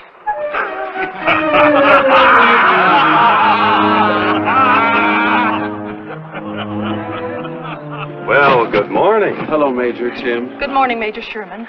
You're not leaving. I'm afraid so. Just as the auction's about to begin, you can't do that. It'll be exciting. But no place for women and children. You don't have to bid. Just cheer the others on. Oh, how about it, Abby? You stay and represent the family. That I will. It's a wonderful cause, Major Sherman. I hope you raise a lot of money. Thank you. Goodbye, Jim.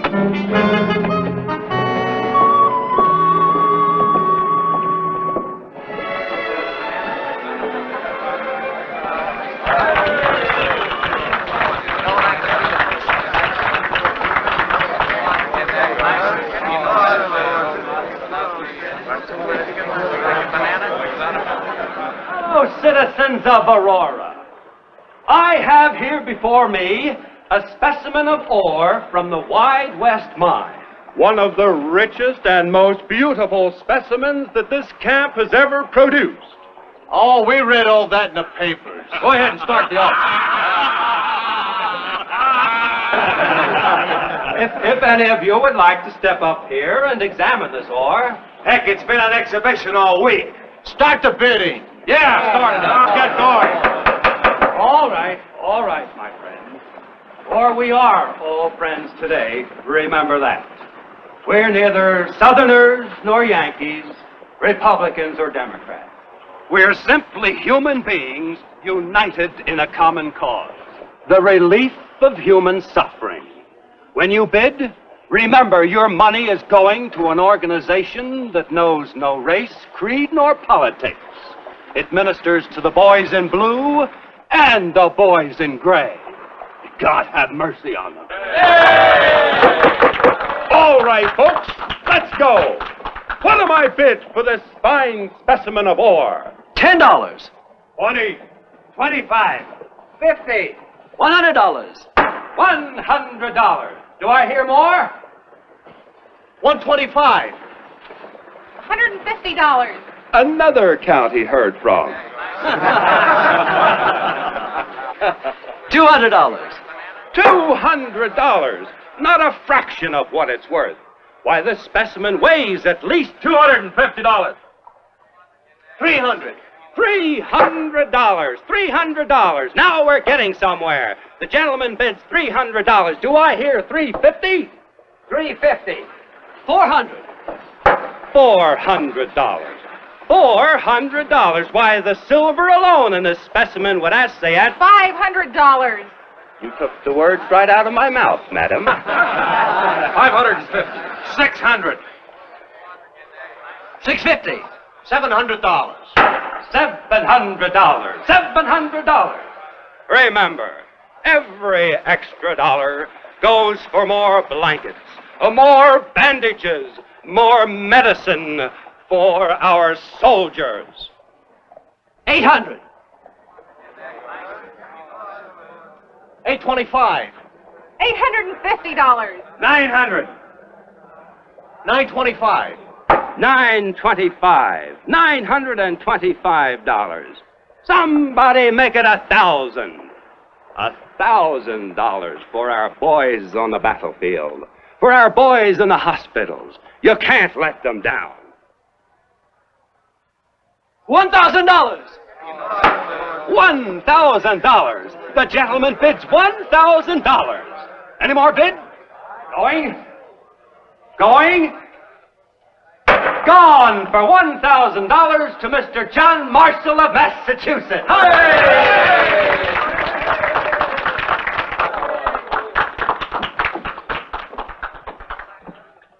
Here you are, John. Yeah, leave it where it is, sir. But you own it. Well, then I can auction it off again, can't I? You mean you want me to go through No, all? no. I'll do the auctioneering this time. I bet you I can get more money out of this crowd than you did. Here's $50. Says you can't. Oh, taken. Okay, step aside, Major. All right, folks, now let's go. What am I offered for this handsome specimen of ore? Come on, let's begin with 100. Who'll give me $100? $100. Nice. Well, $100. That's $200. $200. That's the way to go. Come on, let's have another $100. $300. $300. Now you're going. Come on, let's go. $400. $400. $450.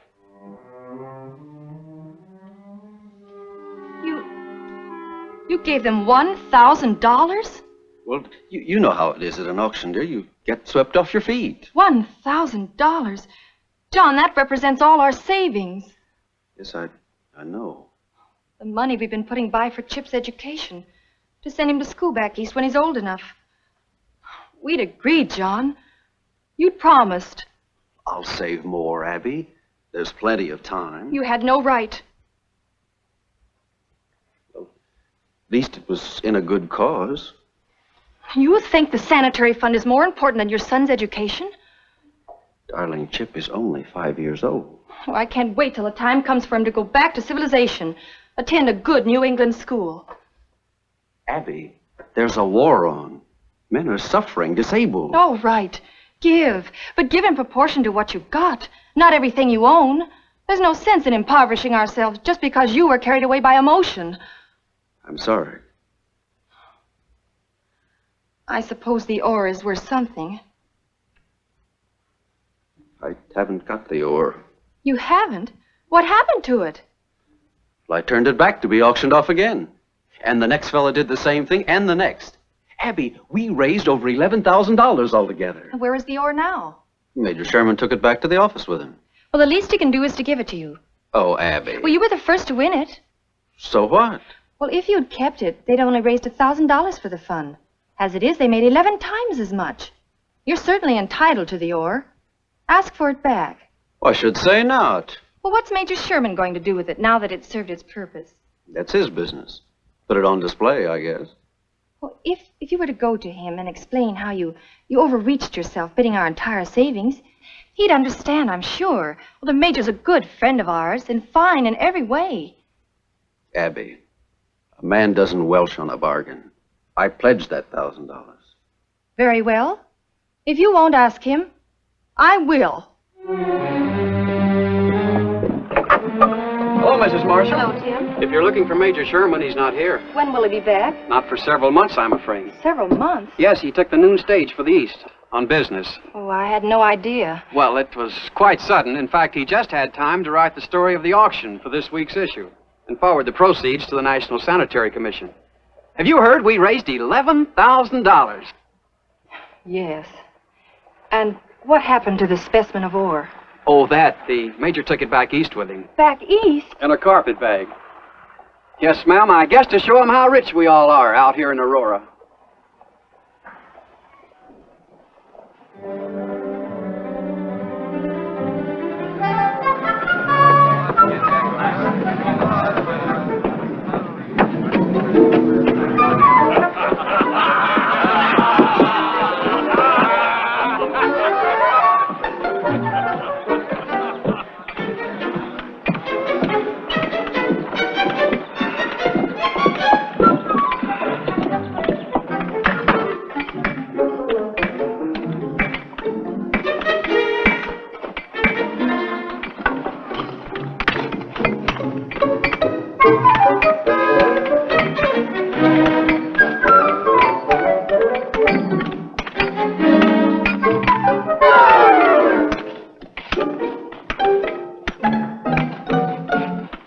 Out of my way, Sonny, or I'll pick you up and sell you to the engines.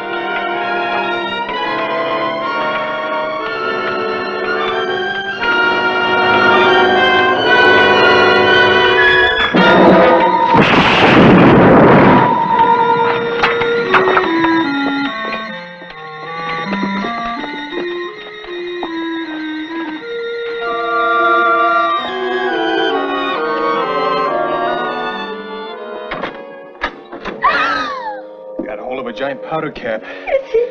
No, he's still alive.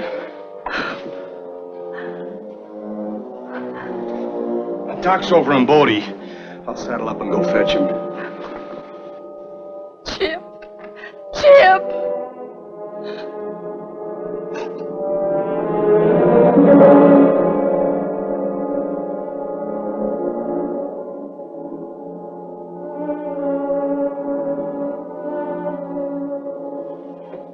Past the crisis.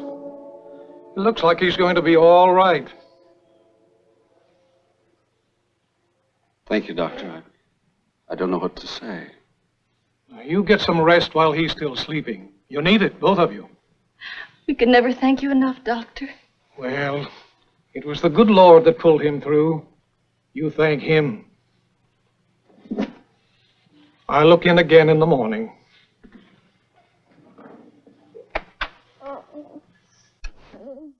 If he hadn't lived, I'd never have forgiven myself. Darling, don't say that. You were right, Abby. This is no place to bring up a child. As soon as he's well, you're taking him back home to civilization. John! I'll send you some money. You mean you're not coming with us? Well, not for a while. Darling, where in the East have I got a chance to make a fortune as I have here? You go and take Chip with you. Your family will be more than glad to have you with them. You can put Chip in school in Plymouth.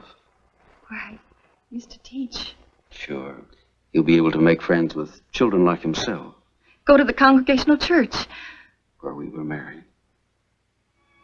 Oh, John, you're so good. Forgive me for all the harsh things I said about the auction. It was mean and ungenerous of me. They've all been forgotten long ago. Now, you have to get some rest, like the doctor said. Because you got weeks of nursing ahead of you before that boy is well enough to travel.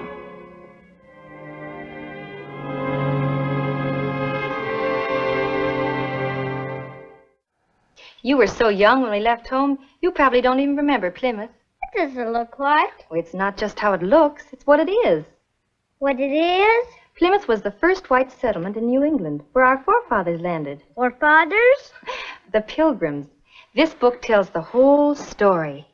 They came from the old world in a little sailing vessel called the Mayflower, looking for a country where they could be free. After 9 long, weary weeks at sea, they sighted land, America, and dropped anchor off a storm-lashed coast.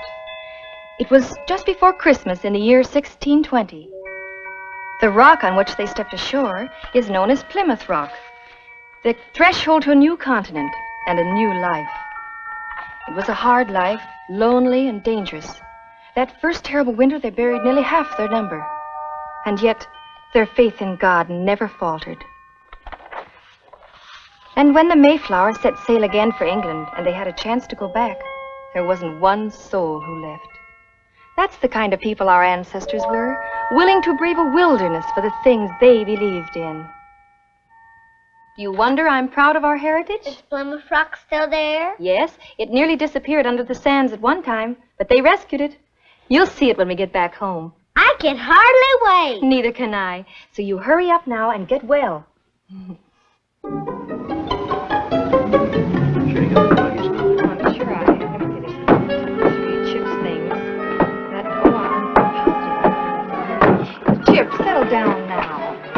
the stage come, Mama? Yeah. It is a little late. Hello, Plug. Howdy, Chip. How are you? We're going back home on the stage. I'll be glad it ain't in a candle box. What's a candle box? It's what they ship miners' remains in Remains? after they fool with giant powder. So long, fella. Ma'am? He's nice. Yes, for a rough man, he's... Oh, they've all been nice. Oh, John, I wish that... I can't imagine what's keeping that stage. You, have your tickets all right? In my reticule. And your money? You won't forget to write? Don't you forget either. Here comes the stage! Oh, dearest, I wish you were coming with us. I don't like leaving you here alone. No, don't worry about me. I'm going to be all right. You will join us before too terribly long.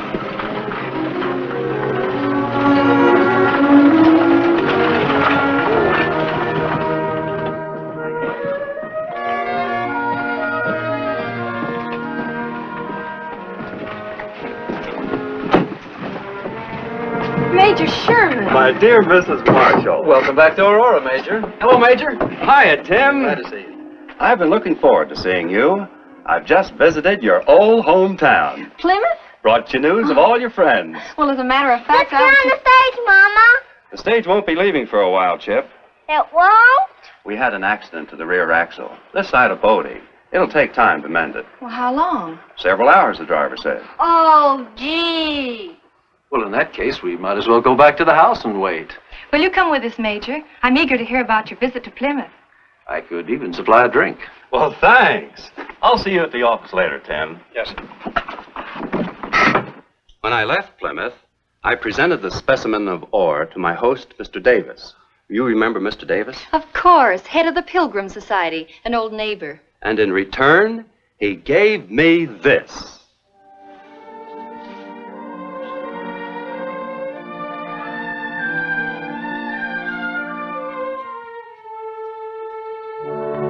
A fragment of Plymouth Rock. Plymouth Rock? What you were telling me about, Mama?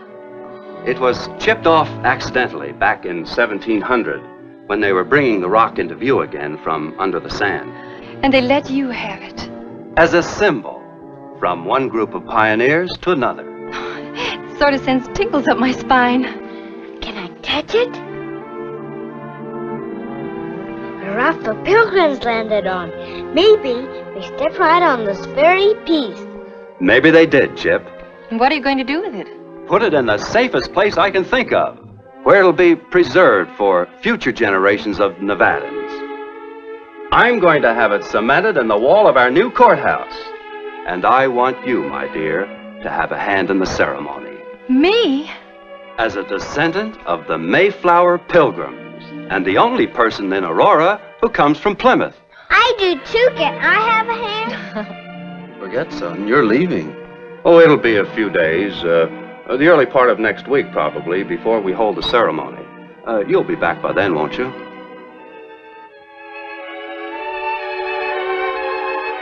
Well, where are you going? Sacramento? Well, I was going much farther than that, but for this, I'll wait.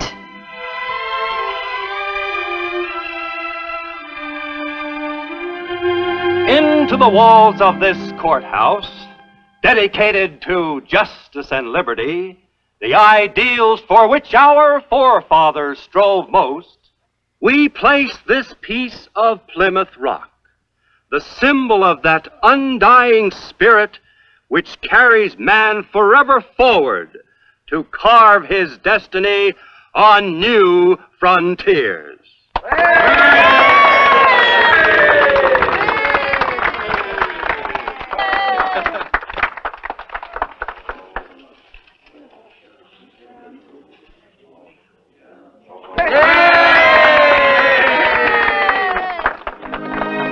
John, I'm so glad. That your ancestors came over on the Mayflower? And to be a citizen of Aurora. I've only just begun to realize we're pioneers, too. helping to make the history of America. May our children be as proud of us as we are of those who have gone before.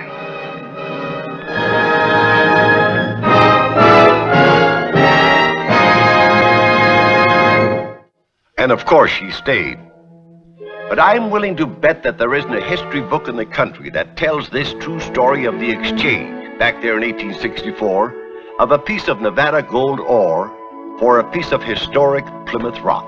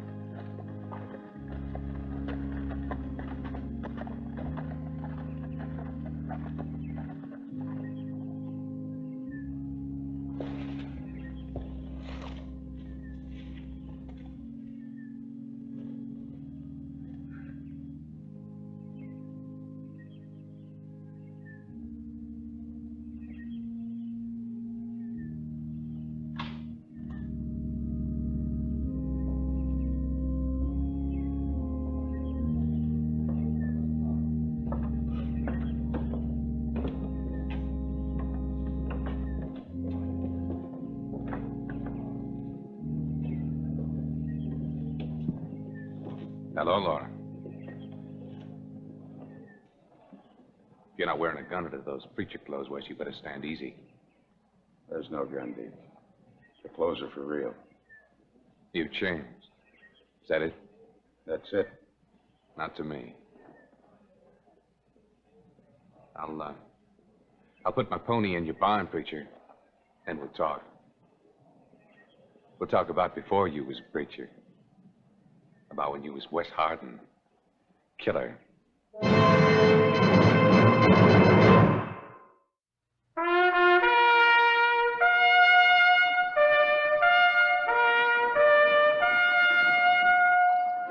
Death Valley Days. Howdy, folks. I'm the old ranger. Wes Hardin was one of the best and one of the worst men in Texas after the Civil War. He could quote the Bible and mean it. He could pull a trigger and mean it too. That's our story tonight, about John Wesley Hardin, husband, Sunday school teacher, gunslinger, a preacher with a past.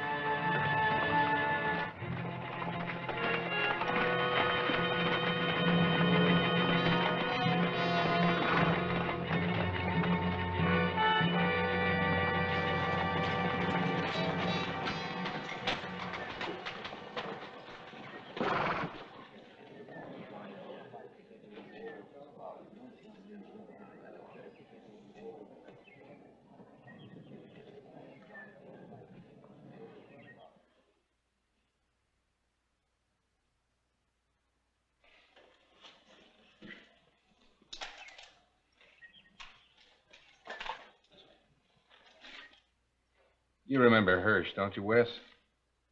My little brother? You should. You were his idol. Never did have much use for his own brothers. Thought we were all big talk and no action. But you? Oh, yeah. You were his hero. Of course, that was before you became an ordained preacher. I'm not ordained. No? Well, Hirsch isn't a kid anymore either, Wes. He's a man. And he got caught. Trying to follow in Wes Hardin's footsteps. What did Herschel do, Deke? Got himself involved in robbing a post office. Man was killed. Herschel didn't kill him. No, but he was there. It's good enough for some. Cost me $1,000 to try and get the trial changed to here. Folks got so head up over the killing there wasn't a chance to break him clear in Sweetwater. So you plan to break him from here? No. No, not me. Wes is going to do that. I won't do that, Deke. Well, now, you got no choice, preacher. Either you help me break him clear, or I'm going to stand up in front of that whole congregation of yours and tell them just who and what you are. Wes Hardin, killer. Deke, Wes and I are happy here.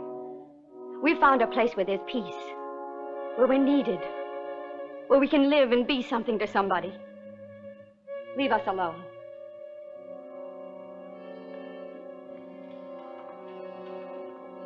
I won't let Wes do it, Deke. Because of you, he will. How long you been married now, Laura? 3 years? Remember what it was like the first 2? Running, shooting. You wondering whether Wes had lived to see the next day? Wes wondering whether you'd be killed by a bullet aimed for him? We like the peace, Zeke. If I have to go back to that kind of war again, you're going to be first. Well, now, that's real interesting. But that don't help Hirsch now. Now, he's counting on you bringing him a gun, Wes. And then they were pinning it on you. The last person they'd think of accusing would be a preacher. They just figured we slipped him one. He got the drop on him. We ride out.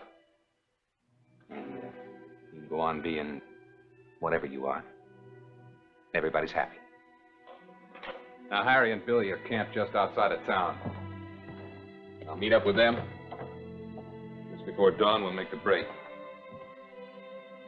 That gives you tonight to get Herschel a gun.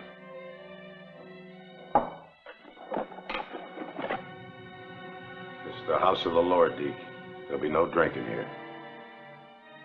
How many men you killed, Wes? Last count I knew was 27. Now, that's a little bit worse than drinking whiskey, isn't it?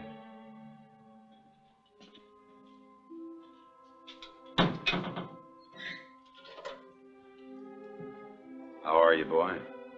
Wes, you son of a gun, am I glad to see you. And that get-up, I always said you were good at figuring out a dodge. It ain't no get-up, boy. There's no dodge. I'd almost think you were serious. Well, you don't mean... You're a real, honest preaching man? Well, not really. Folks here want to hear the word of God. Don't ask for no diploma saying you'd have to know how to preach. You all right, boy? I've never felt better in my life. You, bring me a gun? No. Well, then why'd you come? You killed the postmaster? No. No. What happened? Well, Deke and the boys, they planned to rob the post office of a money shipment, $50,000. I held the horses. When they came out, Deke pitched me the money bag, told me to run for it. I did. Where's the money? Well, it's in the canyon where I hid it. Before the posse caught me, I was looking for Deke. I rode right into the law. Laura's well. I don't want nothing from her. I want a gun from you, and you better get it to me, Wes. Sow the wind, Herschel. You reap the whirlwind. The Lord said that. Now, don't you start quoting the scriptures to me. You save it for your flock, but don't use it on me. I looked up to you, Wes. When you started shooting, I said it wasn't your fault. A man shoots at you, you shoot back. I looked up to you, Wes, because you never hid behind nothing. Never had no alibi, no excuse. Just stood there and took it. But Deke told me how it was. About you running out on him so he was trapped and sent to prison. About you taking Laura from him then. Well, I ain't gonna be trapped, Wes. Especially not by no hypocrite preacher hiding behind a box.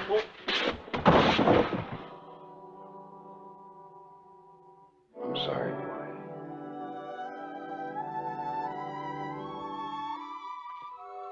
Ben!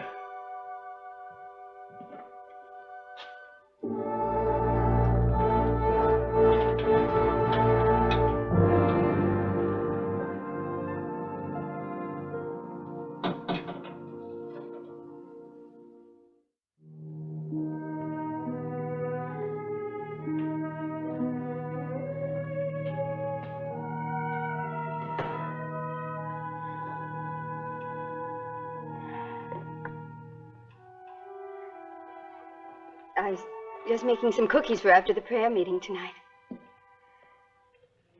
There hasn't been much time in the last 3 years to make cookies, has there, Laura?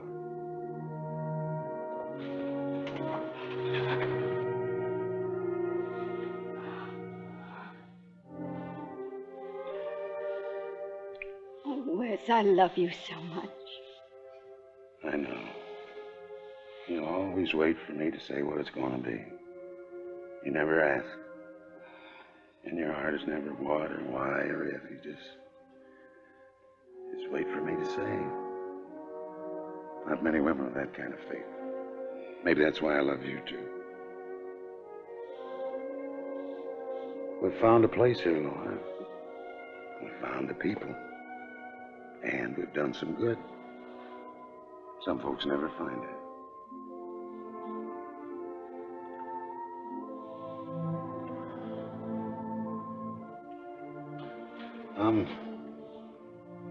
I'm afraid for those folks, Laura. They've learned to lean on the Lord. If I go, they'll hold on for a while, but then they'll begin to drift. Ben Smathers said, the country's hard. Folks need somebody to tell them they're not alone. He was right, Laura.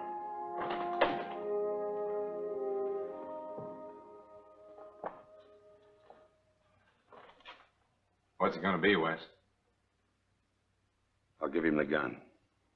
I figured that. Just make sure he gets it by midnight. The boys and I'll ride in at dawn.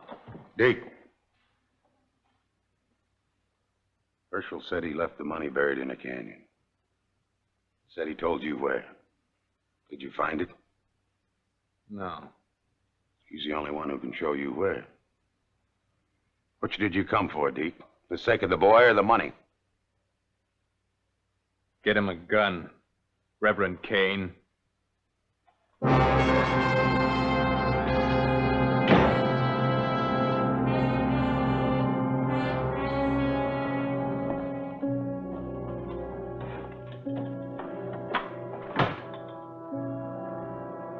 Oh, Wes. I have no other choice, Laura. Oh, it seems terrible. If it hadn't been for me, first copying me, he wouldn't be where he is now. I put him there. In a sense, I guess. So it's up to me in the same sense to get him out. I'm not blaming you, Wes. Not after Deke's threat. Deke's threat had nothing to do with it. He would expose you. I know Deke. He'll never have that chance.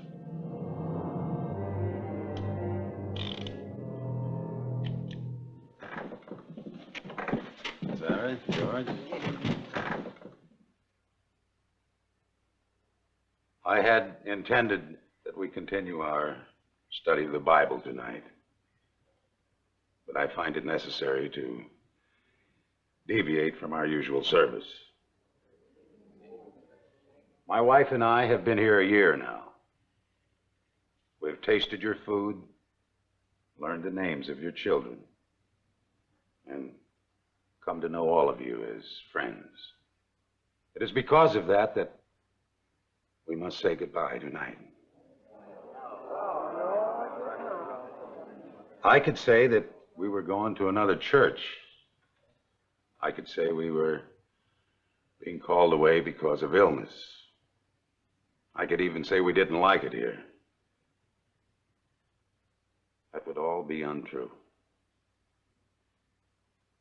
Laura and I have found this year here with you the happiest of our lives. Sometimes the aftermath of war is worse than war. My father was a minister. I was raised a Christian, named for one of the great churchmen of all time, John Wesley. But any boy in Texas who was 15 after the Civil War was also a man. I was forced to defend myself. I killed a man. There were more. 26 more. Dead from the gun of John Wesley Hardin. Or Wes Hardin. I am not asking your forgiveness. My one concern is that the work begun in this church should not be abandoned. Though it be your decision, I have asked an ordained minister to continue in my place. I have just received his reply. Where he leads me, I will follow. Signed, J.G. Hardin. He is my father. Those of you who wish to accept this telegram, please stand.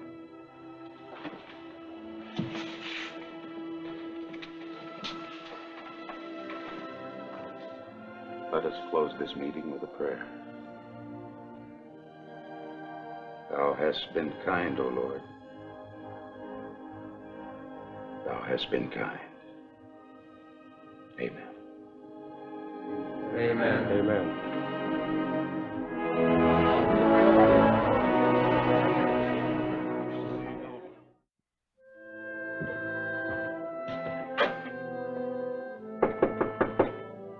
It's me, Ben.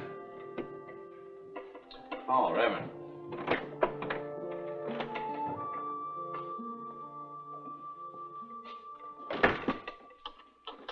I hear the prayer meeting was a humdinger. Then you know. Yep. Make any difference? Not to me. If it was up to me, I'd have you stay on. Too late for that now, Ben. Now that it's known who I am, they'll be coming after me. But do you think that the year you spent here... Lawmen ain't like the Lord, Ben. They can't forgive. Too bad. Do me a favor, Ben. I'd like to see Herschel again. Oh, sure, Reverend. I guess I'll never call you anything but Reverend. No, no need for those. I can talk to him through the bars. You know the way.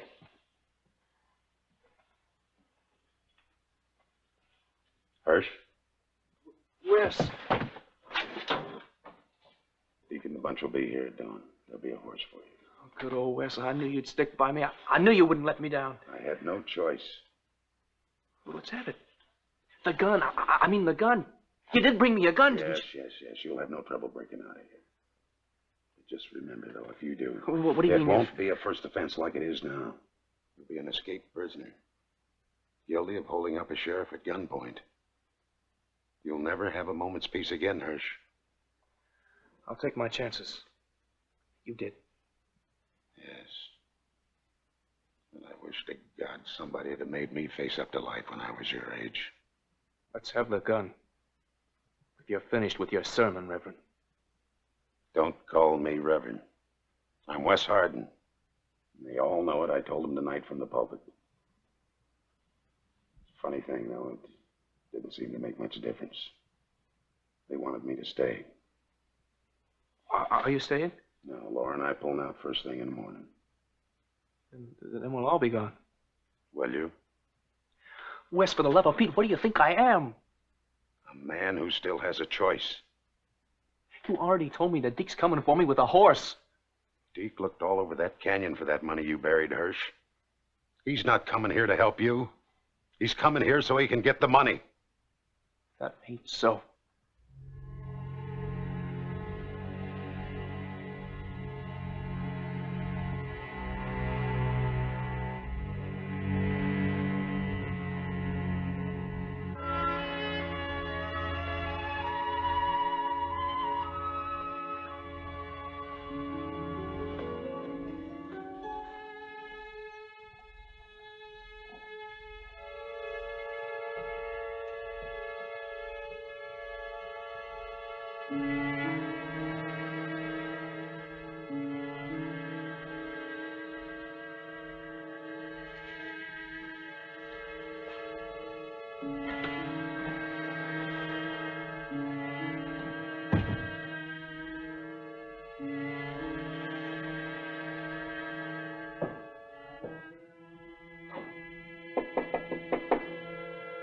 It's me, Wes Hardin.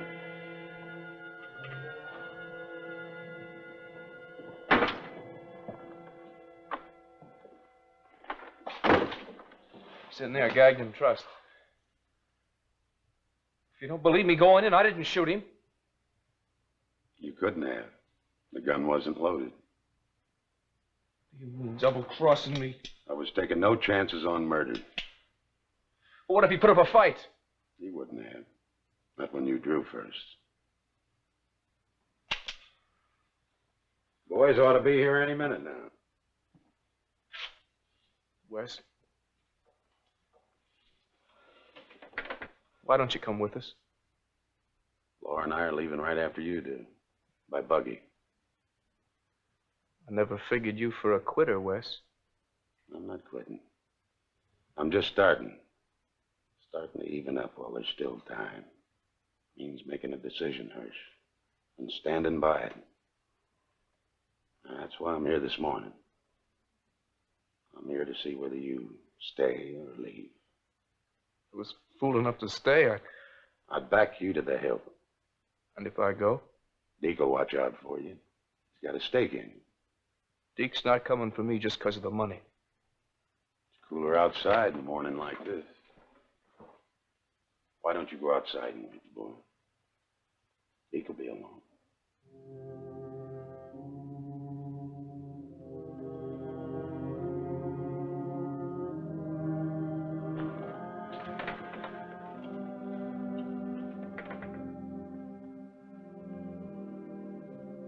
Bye, Wes. Oh, we'll be meeting again. I'm giving you this chance to even things up between us. You got a free choice now. Stay and try to build clean or run. They'll track you down, Hirsch. No matter how long you run or how far or how fast, the law will catch up with you. So long, Hirsch.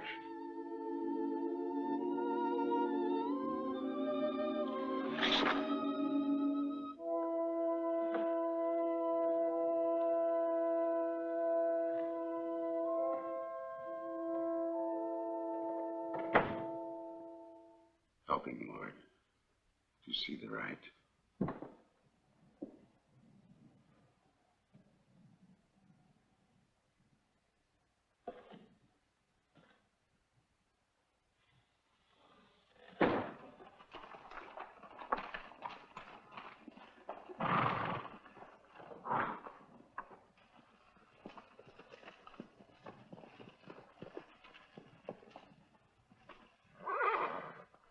What are you doing out here? Waiting for you.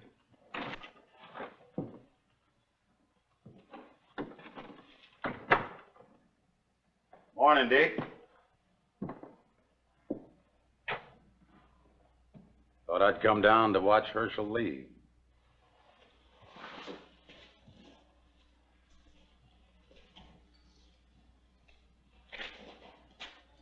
What's going on, Wes?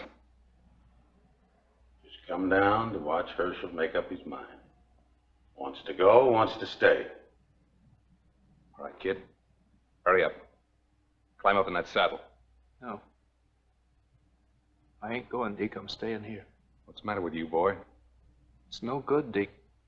I want to stay and face it while I can. I don't care what you want. Now get on that horse. So it was the money. Hold it, Deke. The boy said he's staying. And that he is. Get him, boys!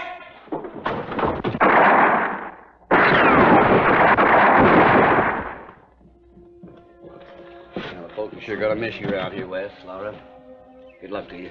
Thank you, Ben. Bye. Bye, Laura. Bye, Ben.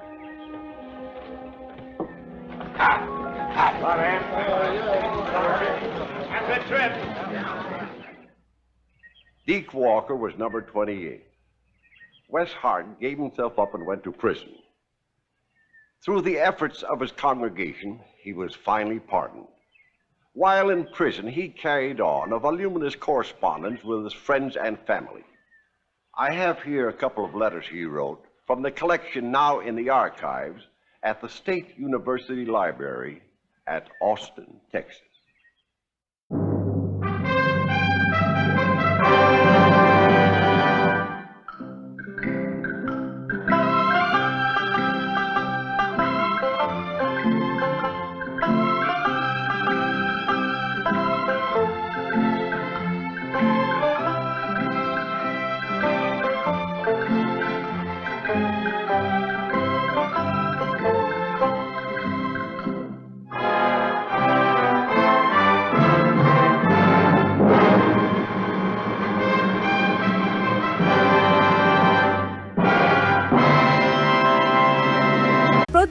প্রতিযোগীর জন্য mentors time থাকছে 5 minute করে।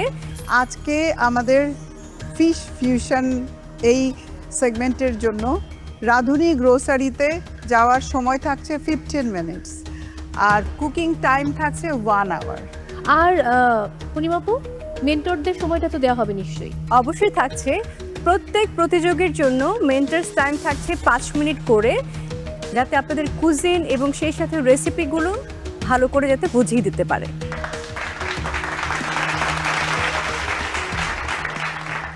Thank you. আমি আমার 3 বিজ্ঞ বিচারক অনুরোধ করব তাদের আসনে বসার জন্য। অনেক ধন্যবাদ।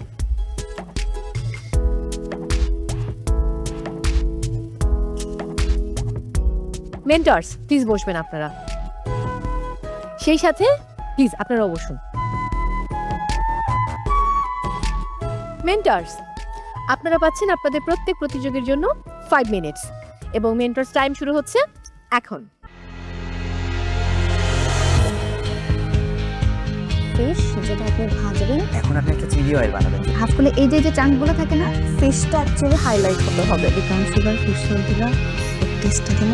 আপনি আমাদের গুলি দিন অর্ডার লিখে নিন, টাইমটা বেশি নেই। যে কারিটা আছে, কারিটা অনেক ফ্লেভারফুল। অনিয়ন সুপে যে কালারটা হয় ওই কালারটা হবে। যখন আমার মেন্টর আমাকে খুব সুন্দর করে বুঝিয়ে দিয়েছে আসলে এই কুজিনটা এভাবে করতে হবে, তখন আমার কাছে মনে হলো যে এটা অনেক অনেক অনেক সোজা এবং সরল একটা রেসিপি, আমি পারবো।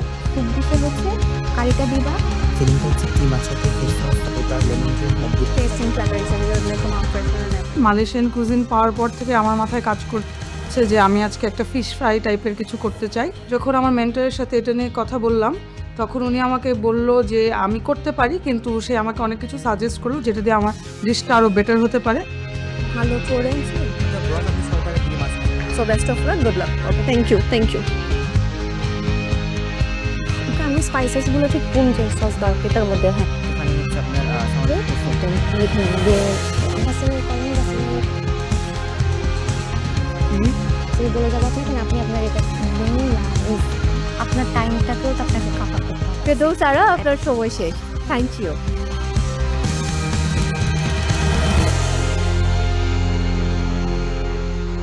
পার্টিসিপেন্টস, এবারে রাধুনী স্টোরে যাবার পালা। আর আপনারা সবাই জানেন রাধুনী স্টোরের জন্য আপনাদের সময় হচ্ছে 15 মিনিটস। সো আপনাদের সময় শুরু হচ্ছে এখন।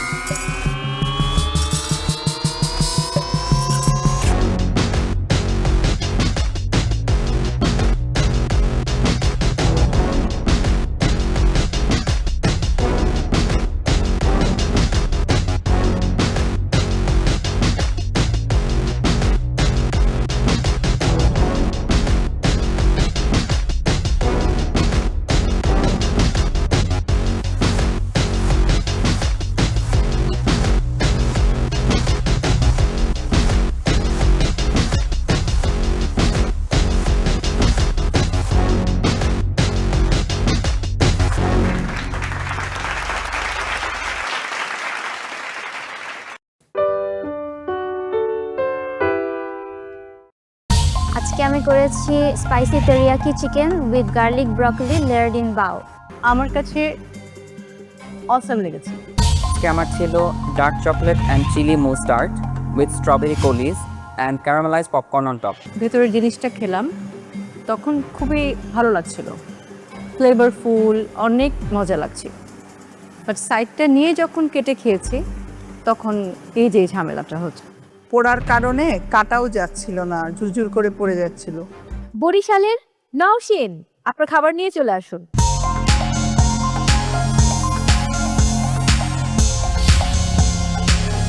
আজকে আমি করেছি spicy teriyaki chicken with actually দেখে একটু মেসি মনে হয়, এত কিছু না দিলেও হতো, নিট লাগতো একটু। বাউটা ইউজুয়ালি একটু ফ্লাফি হয় বাট কনস্ট্রেন ছিল, সো গুড ট্রাই। পাও হয়েছে এমনি, বাট আর একটু রেখে দিলে ডোটা একটু ফ্লাফি হতো। আপনি টেরিয়াকি সসে গোচুজাংটা যদি সরিয়ে দিতেন would have been much better. হ্যাঁ, teriyaki is a Japanese sauce, gochujang is a Korean flavor. Other than that, it's okay. It's a good try. ভালো ছিল। একটা নতুন রেসিপি ট্রাই করেছো, মোটামুটি। আমার কাছে অসাম লেগেছে, এক্সেলেন্ট। কস্টিং নসীন ইন্ডিভিজুয়ালি ঠিক আছে, বাট ওভারঅল প্লেটিংয়ের কস্টিংটা দিয়ে দিবেন, ঠিক আছে? সব কিছু ইন্ডিভিজুয়াল কস্টিংটা ঠিক আছে, রাইট? বাট ইন্ডিভিজুয়ালি আর সেলিং প্রাইস দিতে হবে না, ঠিক আছে? Thank you.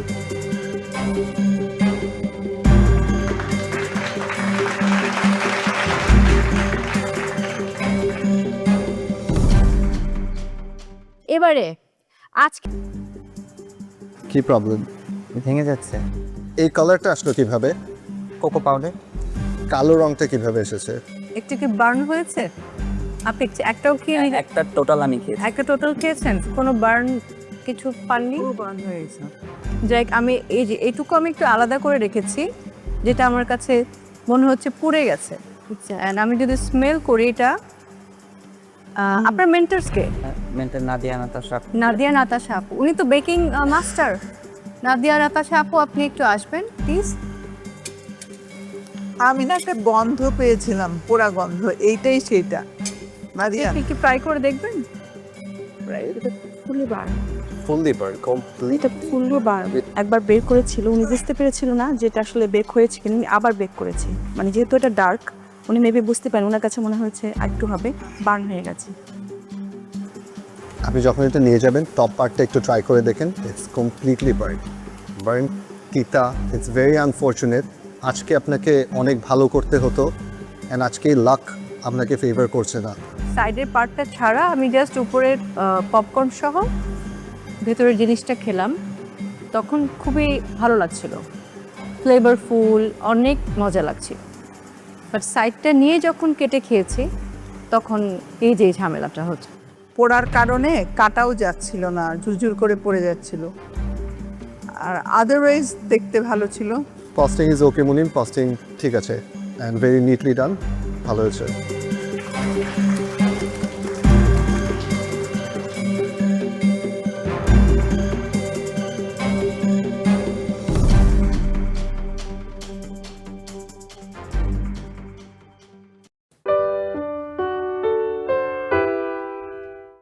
তাহলে কি নিচ্ছি, পুরো কেন খাওয়াচ্ছে?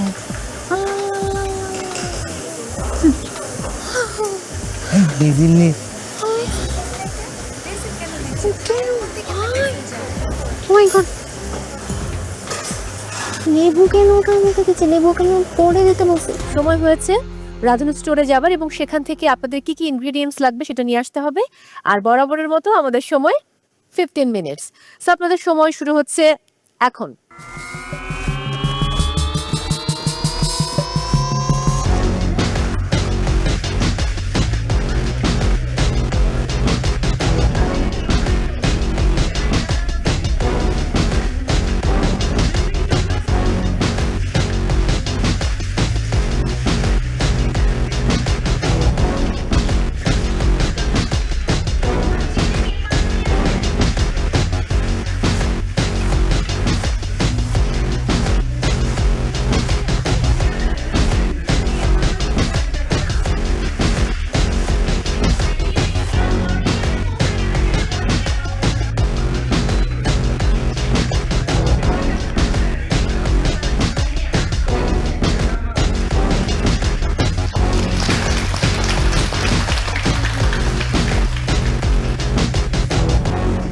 তো আজকে যে নজন রান্না করছেন আপনাদের সময় 1 ঘন্টা, আর সেই সময় শুরু হচ্ছে এখন।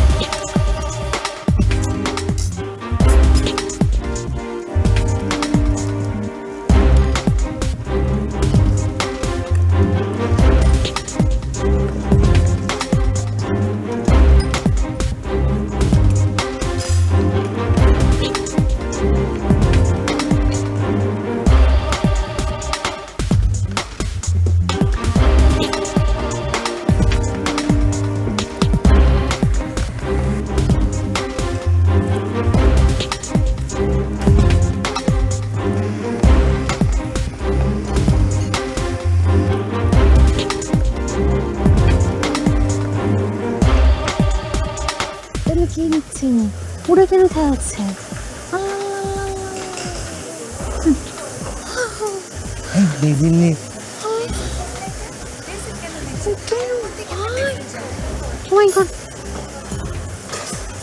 লেবু কেন ওটা আমাকে দিচ্ছে লেবু কেন পড়ে দিতে বলছে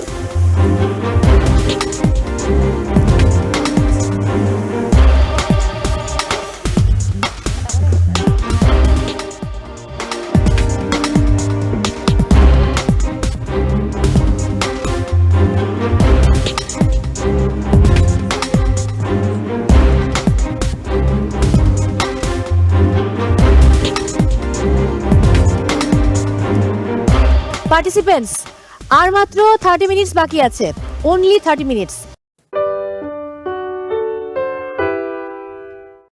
আপনার Wow.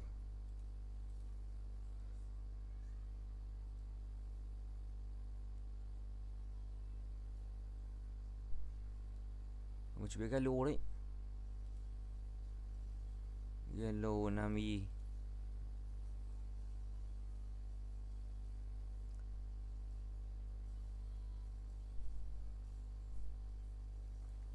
Khó thế.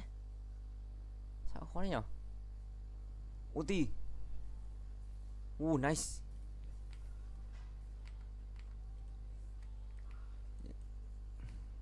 Mày, một x. Một x. Mày. Z. Ok, nhọt.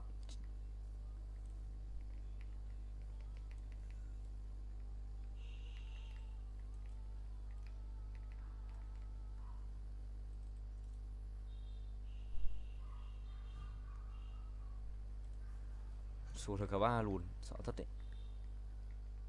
Vẫn chưa có tiên phong, vẫn chưa kích hệ tiên phong. Kích hệ tiên phong tanh.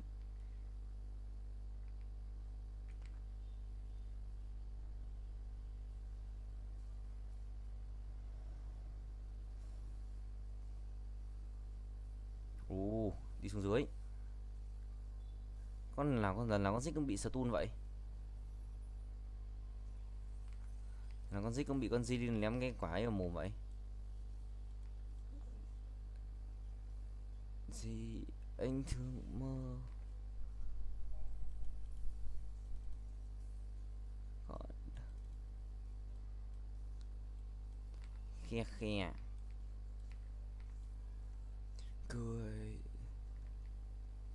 cười, mỉm cười.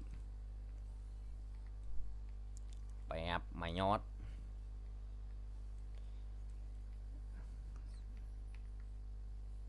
Một Z nhót hết.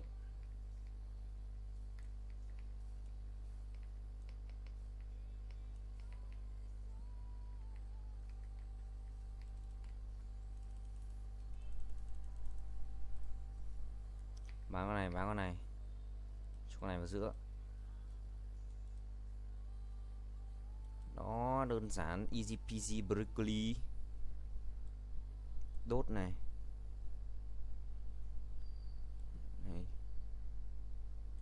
Cái này đi. Cái này đi.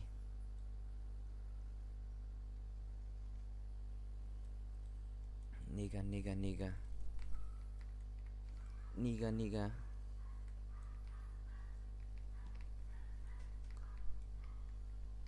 Bém. Đi tiếp chưa? Đi tiếp thôi chứ còn gì nữa.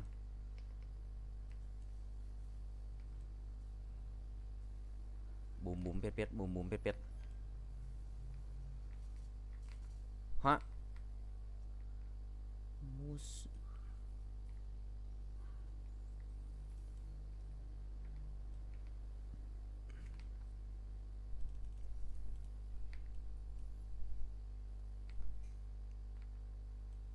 Nhanh lao.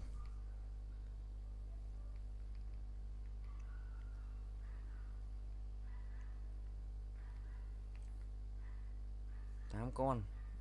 Bot đâu? Bot đây. Ui chết luôn ạ.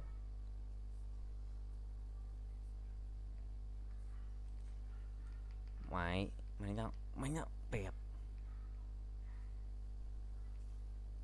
Thằng ở ngoài nó cứ bắn mình.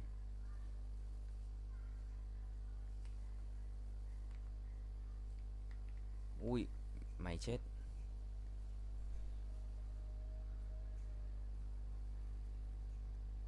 Ui.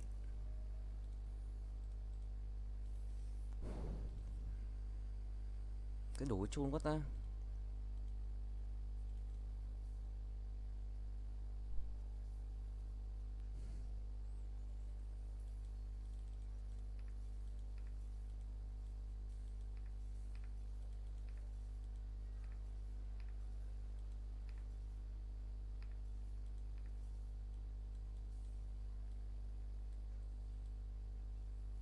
Cứ tạm tạm này đi ha.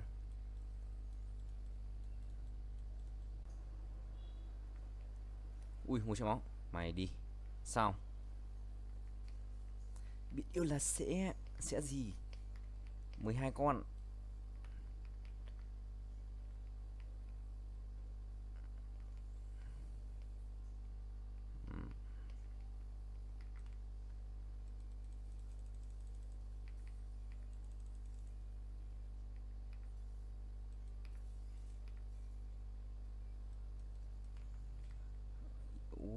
Lấy nhau cho tâm hồn, linh hồn. Ok.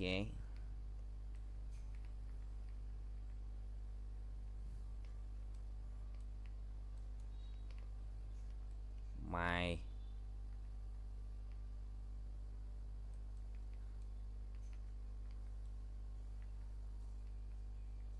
Thời không con gì?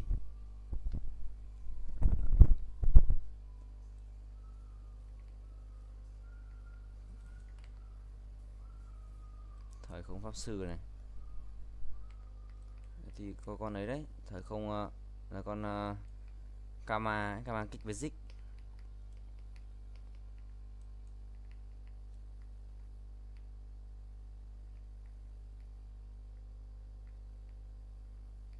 Kama kích với Zik kiểu bị lùng ấy.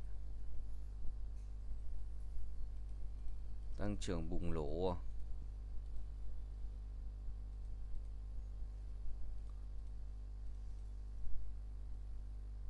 Ô, tạo tác này. Ôi chán thế. Đập đi. Giật xét á. Không có nào giật xét ta. Bóp rồi.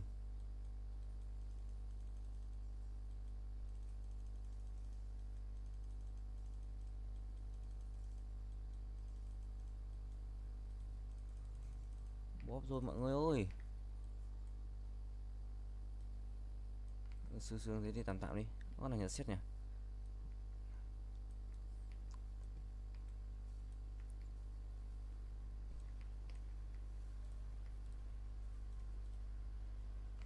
Ôi lạ thế ra. Giật xiết đó. Sử tun đó.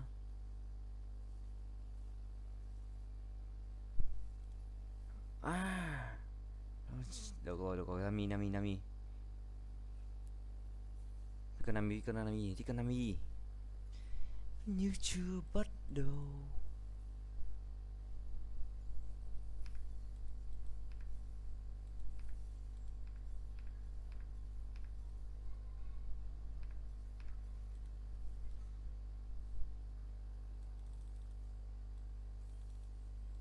Cần làm mông cực binh chi đông nha. Rồi, áp chết. Phút nhạc cậu cường có nhiều mét giang. Đây này.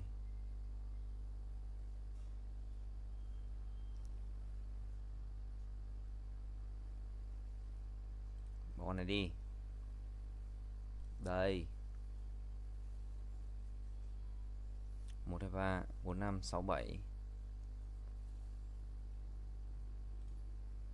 Thua. Hay là sợ thua vậy. Chết nhanh là không nhót mất.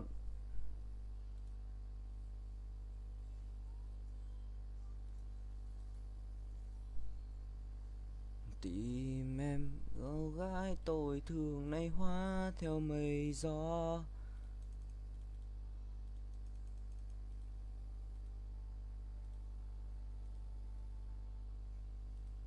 Quay cái này đi.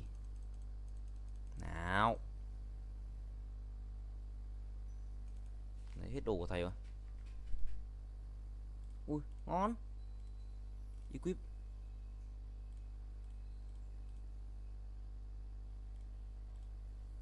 Chứ có em như chưa bắt đầu.